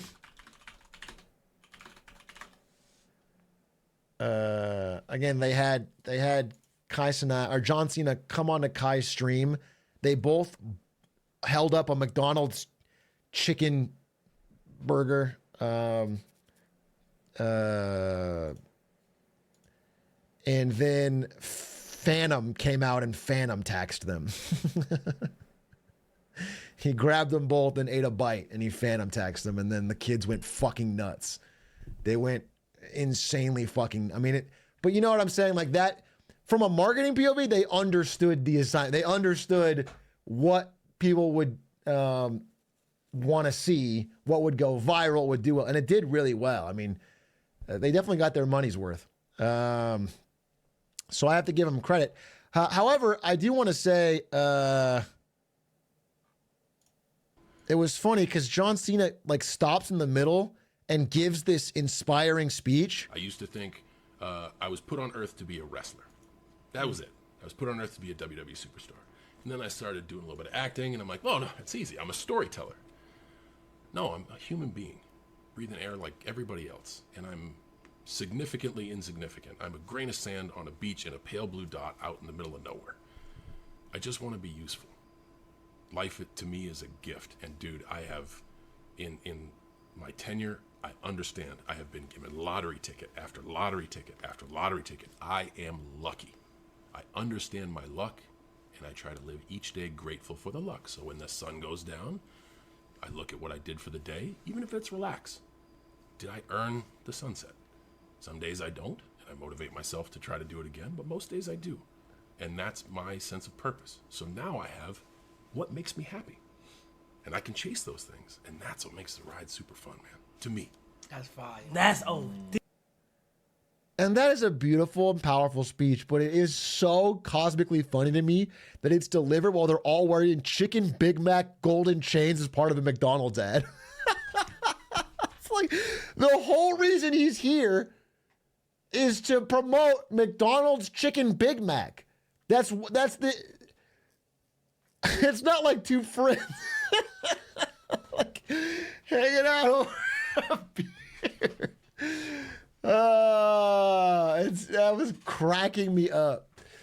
Anyway, this was successful and it worked. And props to the McDonald's market. I saw the McDonald's marketing team on social media talking about working on this, and they did a good job. Yeah, I mean, they did. This definitely moved units. This was good.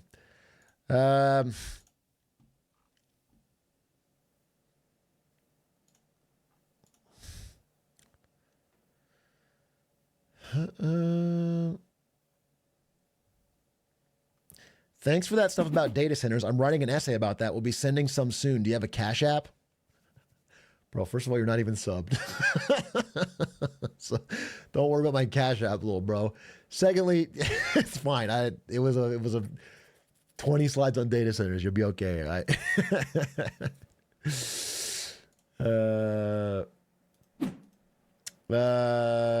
How do you think China using massive debt swaps instead of Virginia capital outcome the stimulus? It remains to be seen, man. I've been reading a lot about it. The China stimulus.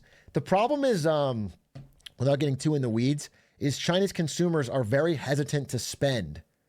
Chinese consumers are extreme savers, as opposed to American consumers, which are extreme spenders. The entire other end of the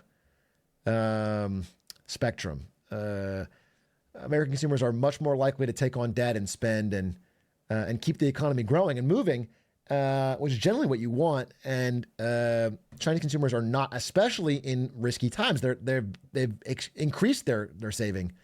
They're saving a lot, and they're uncertain about the future because their previous savings was in real estate. You know, a lot of Chinese people had their savings, their life savings, in real estate, and the real estate is every month going down in value. Understand that makes you not want to spend it all. Just imagine you're just a regular Chinese citizen and you've been working for 15, 20 years and all your money has gone towards an apartment or a house that is now declining in value.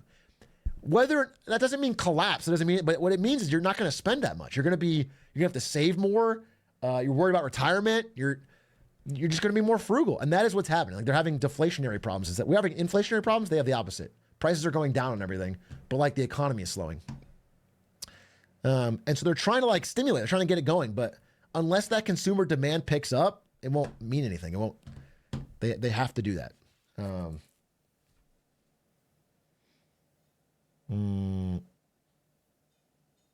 Housing gets more expensive, people complain. Housing gets cheaper, people complain. Yeah, it's really when one follows the other, okay? When housing keeps going up in price for a very long time, people rely on that. It becomes people's retirement. They start assuming that housing is a good investment. Ideally, housing would be flat to down forever. And people would think of housing like cars, where it's like the second you buy it, it goes down in value. But that's not what's been happening. And so housing has been such a stable source of income and growth and investment for so long that so many families have so much of their wealth tied up in it. And so if there's a bubble bursting and the price starts to go down really fast, it has terrible economic ramifications, like in 2007 or like in Canada in a year and a half. That's how they see it in Japan, and it's great. Yes, but again, understand that Japan has had 2 lost decades because of the real estate bubble collapse there. Understand that Japan had a massive real estate bubble in '89, then it collapsed, then they had 2 lost decades because of it. So now they have a normal, good housing market where things are pretty cheap. But you have to understand, like, if you let the problem get so big, unwinding it is going to cause pain, even if it's the right thing to do. And that's sort of what's happening in China.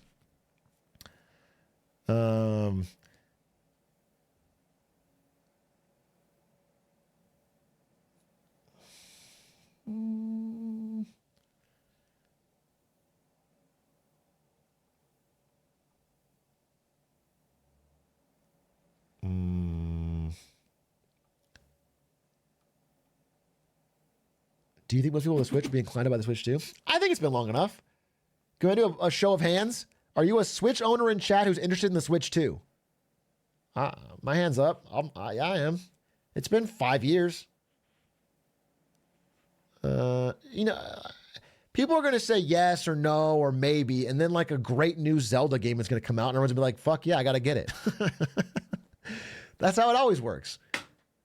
It's been 7 years. I'm sorry. Yeah.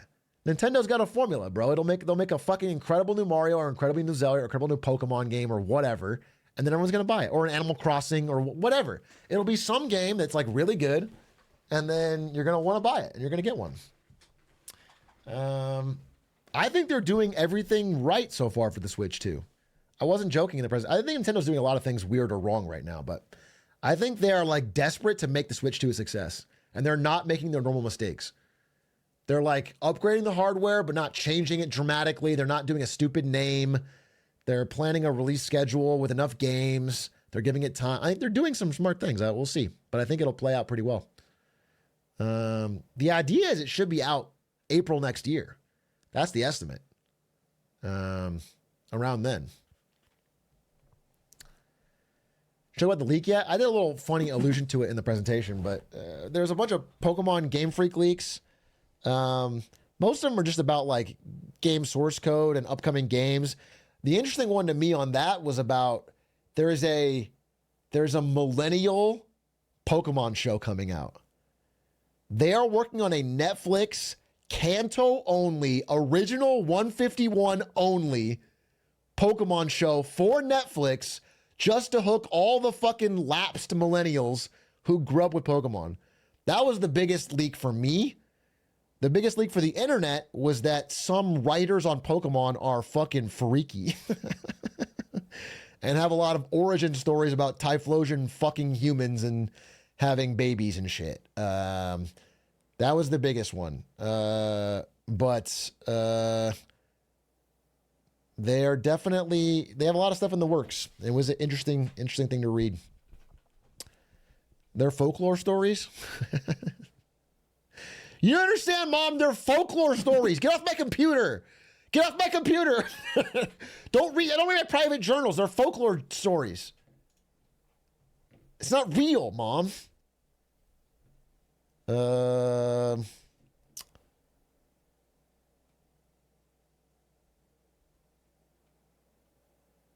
Do you think the population growth problem would be solved with another boom if Faker gets his 5th or something?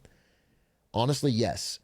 If Faker wins his 5th world championship, everyone will be fucking left and right, and there'll be babies born all over the globe in celebration.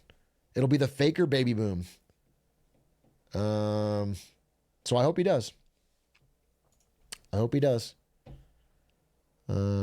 you think he'll play Supervive? League of Legends Fortnite? Maybe. I have some friends who I believe work on it. I know they got hired there. I haven't followed up. They might not still. I should check in. But I wanna try it out. But it doesn't seem like a stream game, but I could be wrong. It seems like a fun game, but not a stream game. Maybe I'll just play with Yeti and Stans. We'll see. How will your friendship with Stans hold up if Gen G beat T1? I told Stans on stream. I said, Stans, if you guys don't know, my best man, Nathan One Night Stand Stans, used to work at Gen G and is a diehard Gen G fan. And this is the bracket for League of Legends World Championships. T1 has to play China's top esports. If they win, they will certainly fight Gen G, who's not going to lose to a fucking American team. By the way, 4 Chinese teams, 3 Korean teams, and FlyQuest from America. It'd be so funny if FlyQuest wins. No EU teams, by the way. Yuck. Anyway, we both are hoping either FlyQuest wins or Top Esports wins, because if the favorites happen and T1 and Gen G play, I am not friends with Stans for that week.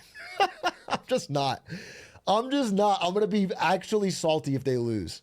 And he's going to be like, ooh, Gen G wins. He's going to be so fucking insufferable. I'm going to be actually mad. So I won't be able to talk to him. And then if I win, I'm going to be insufferable. So he's not going to want to talk to me.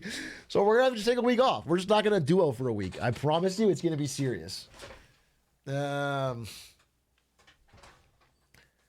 I'm invested this year. T1s look so... They've just done it again. Everyone called them fucking Omega washed, and then they showed up and they looked fucking good again. Owners look so good. I'm believing, getting my fucking hopes up. They got a world's buff. This is going to be a hard fucking match, though. Top Esports is very good, and they beat him in the top one in Swiss. We'll see.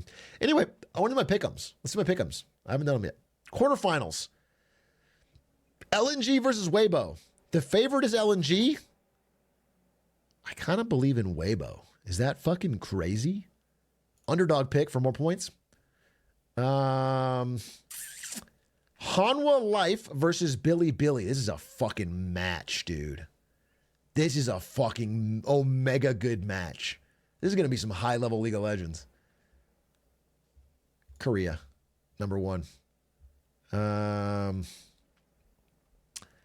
Top esports versus T1. Obviously T1, no point here. And then here I'll get the fucking FlyQuest underdog pick. No, it's Genji. FlyQuest has 0. FlyQuest has a fucking 0. It's between 0 and 2%. I swear to God. It's bad. It's going to be a massacre, I think. I think it's going to be the stompiest 3-0 we've seen in the fucking quarterfinals. But I don't know. We'll see.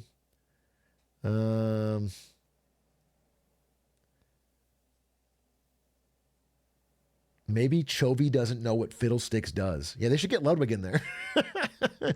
FlyQuest should bring out Ludwig's Fiddlesticks to confuse Gen G. They've never seen someone with his tactics in the jungle. And they'll be so thrown off. Anyway, I think these are good picks. This is probably the dumbest one, but I'm sticking with it. I think Weibo's going to do the underdog win. But then this is going to happen. And by the way, I'm really sad because Gen G always beats T1. That's the fucking problem. I swear to God, this is the worst draw in the world for T1. I would feel so much better if T1 fought any of these other teams. Anyone, they would fucking step up to the plate. But Gen G has their number, dude. It's just, they have their number. It's such an insane streak. They know each other so well. They're both Korean teams. They've scrimmed a lot. Gen G just is set up to beat T1, and I don't think it's going to change. That really sucks.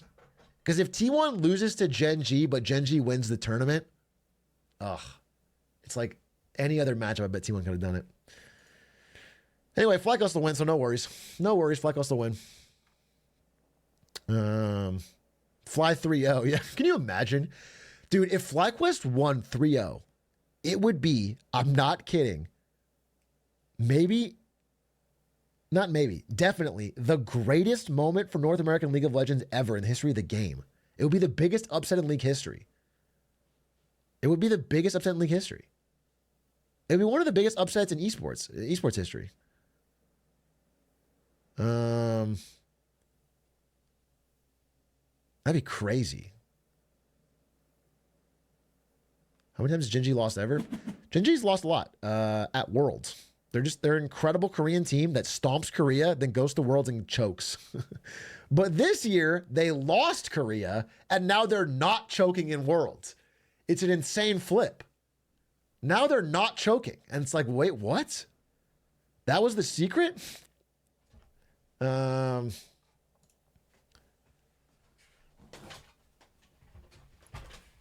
chance you play a quick solo queue? Bro, I've been playing solo queue. It's not good for me.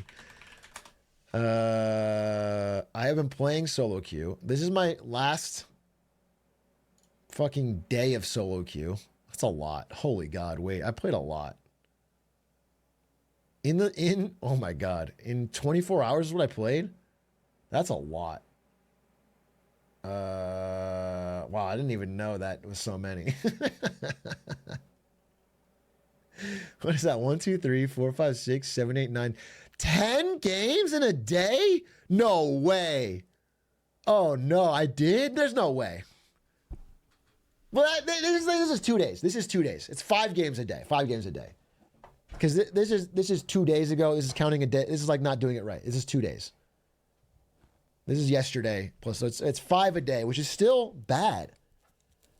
5 a day is bad. That is a full blown relapse. Not a full blown.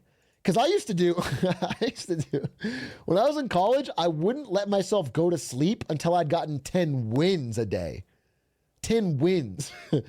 Which means I could play 30 games sometimes. And I would keep an Excel sheet and I would track it. I would not stop playing until I got 10 wins. Then I would allow myself to go to sleep. So I'm not that bad, but this is bad for adult, married, has stuff to do Atrioc. That's crazy. However, Look at these numbers. 10-0-10, 9-3-6, 11-3-5, 15-2-7 MVP, double kills almost every game. This Fizz is cooking, bro. I swear to God, I'm just locking in lately. This one, I aced unlucky. Team was AFK by like fucking 6 minutes. This team was terrible. And then this one, I probably could have carried better, but I played pretty good. 11-6-16 is not bad.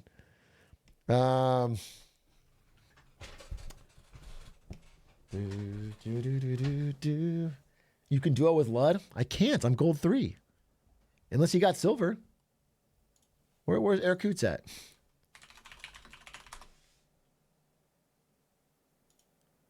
Bro is playing in gold and carrying. What a shocker.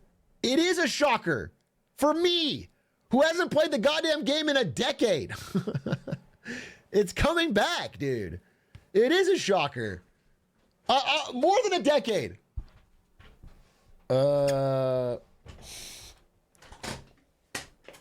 It hasn't changed? That's the dumbest fucking thing you said. That is the dumbest fucking...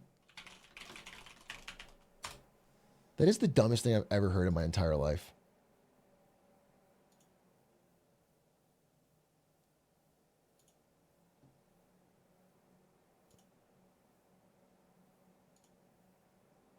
Gives Nocturne bonus attack This speed. game hasn't changed? Unspeak the ability to quickly This is the travel same to an fucking enemy game? champion, dealing damage when he arrives.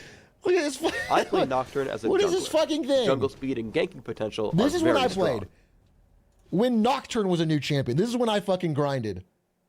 Okay? Nocturne is a natural ganker. Open up with Duskbringer to close the gap. I use This is the game I'm leaving and coming back to.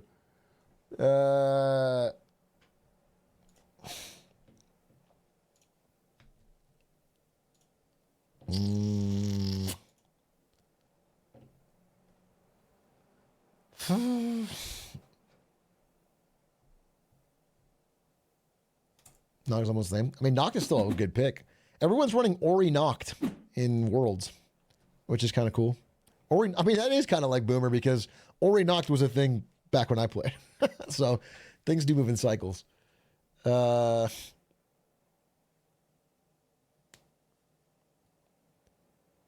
can queue with lower ranks now? Wait, they changed it? You can queue with lower ranks? When? League queue lower ranks. No, you just made that up. Bro, you literally just made it up. You just went into my chat and told a lie for no reason. Why? Just actually made it up.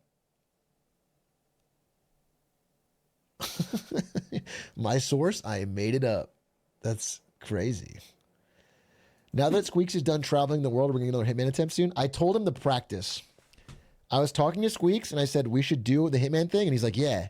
And I said, but you need to play it organically before we boot it up because he has not played any. He's going to be so rusty.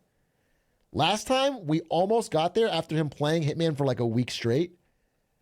And he was kind of into it. Now he's so out of the game. He needs to play a little bit. You gotta get back into it. And then we'll do it. Pants on Fire. It was live on Stan's stream, so you can go watch the clip. All right. Oh yeah, and then he said we do it in person. He said, why don't we just do it in person? And he meant kill people IRL. He meant become IRL hitmans. Me and Squeaks go kill people.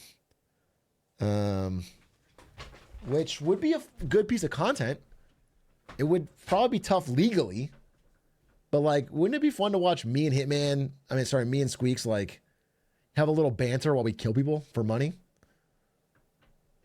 I think it'd be like hilarious. We'd be like, oh, I forgot the fiber wire. And we'd laugh and we'd have to like hit him with a brick or something. It'd be fun. It'd be a hoot.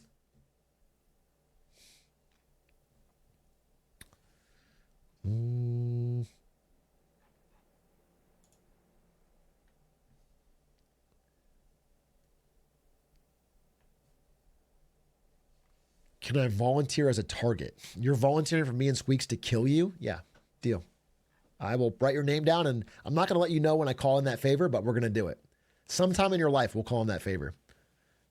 I missed MM, but there's no VOD. Sag. Yikes for you, buddy. Yikes for you. It's one of those times where we didn't do MM, but I'm pretending we did. But there was no VOD. There's no MMM. We faked it.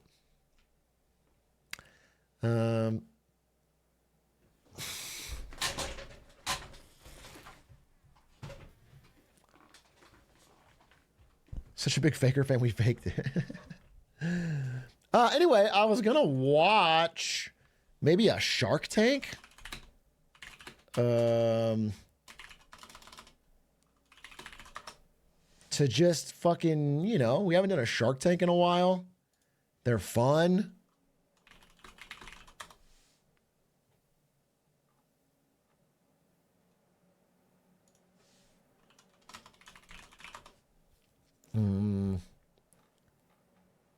Could be good times for all. Boop, boop, ba-doo. Elmo's World.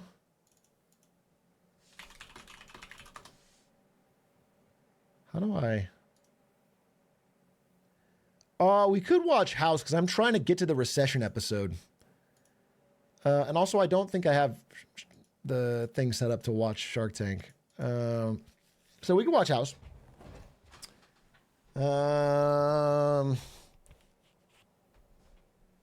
We can watch House. Unless, I mean, let me see. Let me see. Give me 1 second.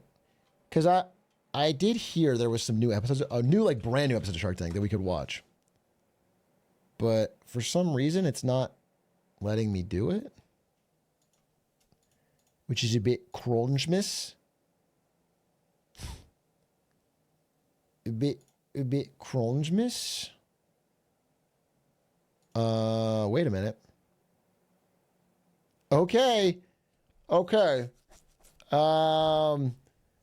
We can either watch. Here, I'll give you guys the choice, and we'll do an actual poll. But you have to, like, just fucking not be cringe about it. Here's the options. We can watch a Shark Tank episode about a coffee substitute that doesn't cause jitters and a new way to floss. This is a brand new episode of Shark Tank. Or we can watch a House episode about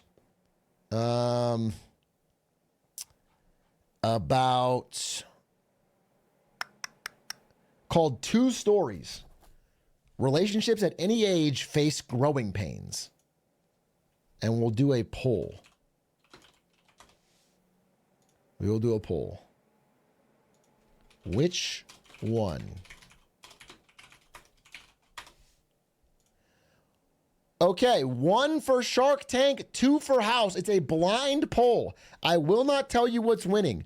1 for Shark Tank, 2 for House. 1 is Shark Tank, 2 is House.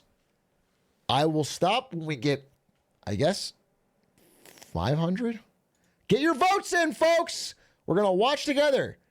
1 for Shark Tank, 2 for House. It is a fucking close poll, not to spoil.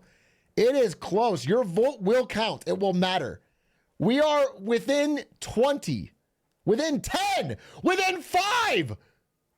Oh my God. We're at 450 votes and we're within 5. That's crazy. It is incredibly down to the wire. Oh my God. It's exactly tied.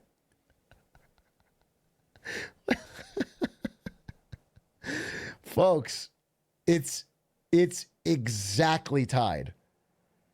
I'm not joking. I'm not exaggerating. At 500, it was 250. I'm not kidding.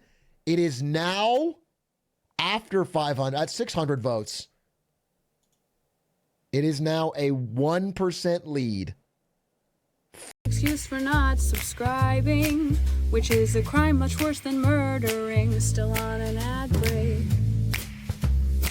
Stop the presses, these fools forgot to sub again. Streamers, need your money, so cough it up, 'cause they're our friends. Everybody can get $5, just don't waste your cash on food. You don't need to Gotta get water, 1 feed your second. family, this content will get them through.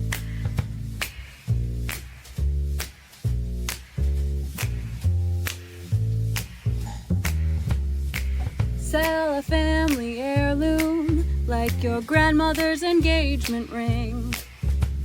Family memories are worthless, and gifting subs will make you feel like a king for like 5 minutes. Stop the presses, these fools forgot to sub again. Streamers need your money, so cough it up, 'cause they're our friends. Okay, without further ado.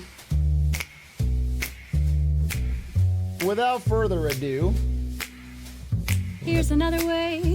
Let's watch some Shark Tank.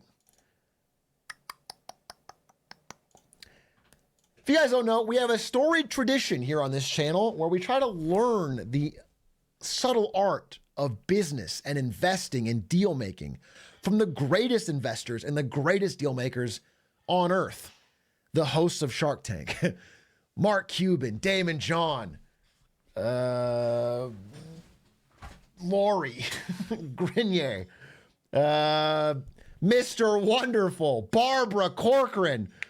These people are legends, titans of business, and we're going to learn from them today and possibly a guest shark on a brand new 2024 episode of Shark Tank. Again, we've only studied the past. Now let's study the present. How do you make a deal today? This is from YouTube Clips, not Hulu. YouTube Clips, folks. Presented by Emirates. Fly Emirates, fly better. Oh, it's also worth mentioning. You want to watch a movie? You're going to need a big screen.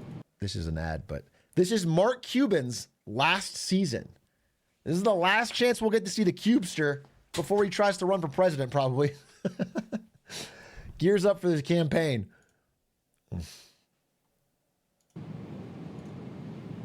Fly Emirates, fly better.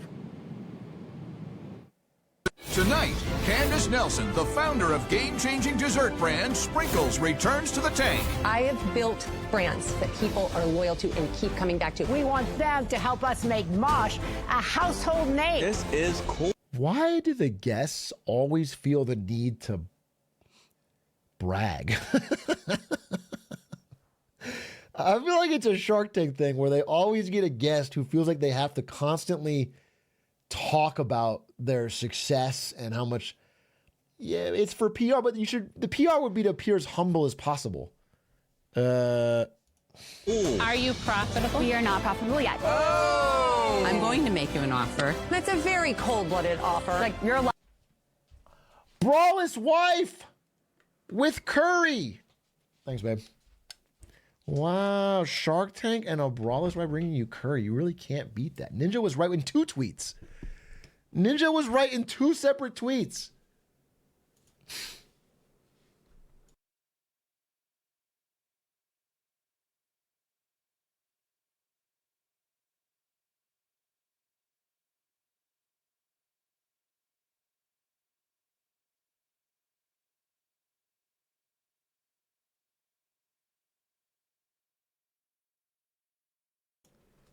Yeah, look at this curry. This curry low-key fire.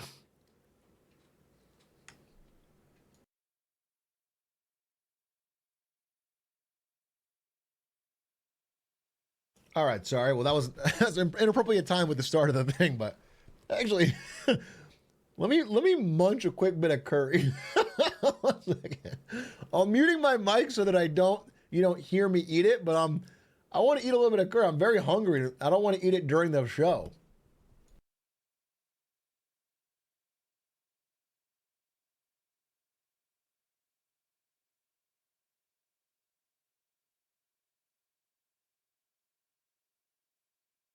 Don't say eat up, little bro. Don't comment on it. I know it's not riveting content. I'm sorry. Okay, I'm just hungry. Sometimes you need that fuel. Your body craves the fuel. That's what I need, all right? One more bite for Peepaw.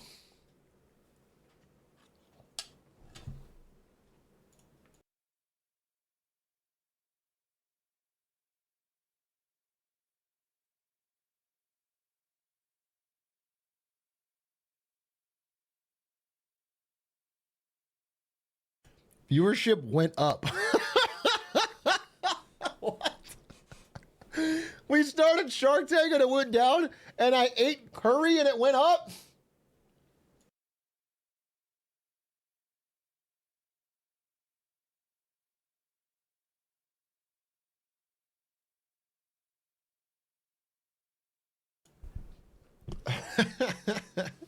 Ate curry on mute, by the way. Okay, that's enough. That's enough, I think. Actually, no, it's not enough. I need a little more curry. I'm not gonna lie to you. I'm not gonna lie to you. I need more curry. I was gonna tell a lie, but actually, I'm still hungry, and I'm gonna eat a little more curry.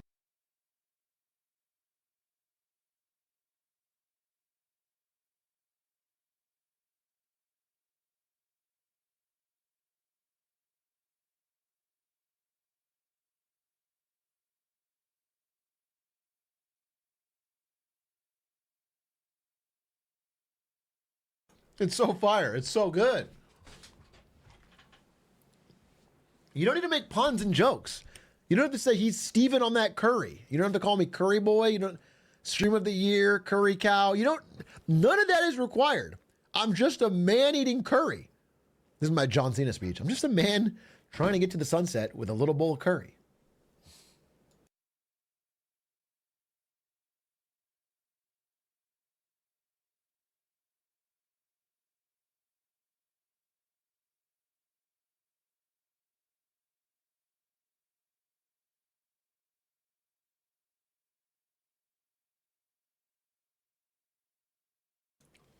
Damn.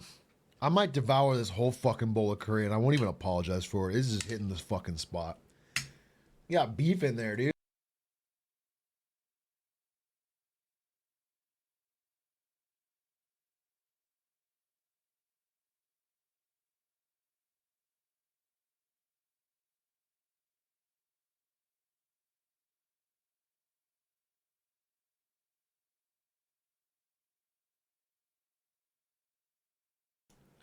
NTA, not the asshole, your curry, your rules. Thank you, I guess. I never thought that I would be the asshole for eating my own curry, but I appreciate you. I appreciate you. I appreciate you sticking up for me on that.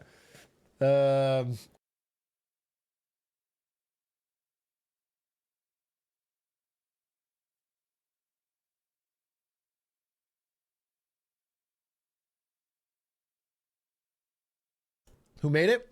My wife. My wife. Anyway, I've got a great Borat.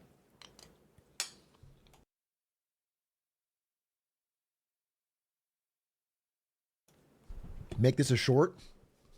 You think this would be a good short? It's like an unbroken 2 minutes of me eating curry muted. You think this would go viral, dummy viral on YouTube or TikTok?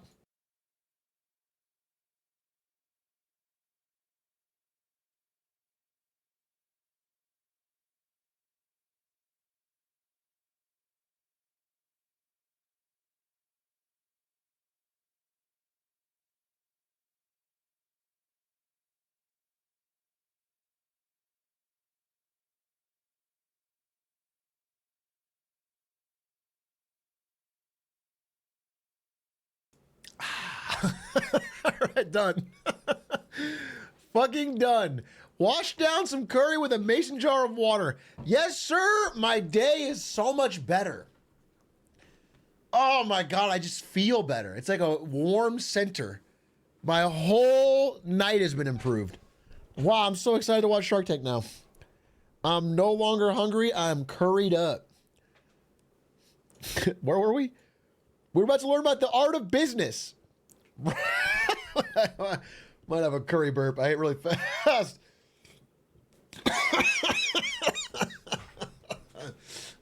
Sorry. Okay. All right. Now we are back. We are back in action. Whew, one of the best streamers to ever do it. I swear to God. I swear to God. Have some decorum. Sorry. I'm sorry I'm a man of the people. And the people want to hear that curry. They want to feel that curry. Another bowl when? Yeah, I'll ping the Discord if I ever eat another bowl of curry on camera. Ladies and gentlemen,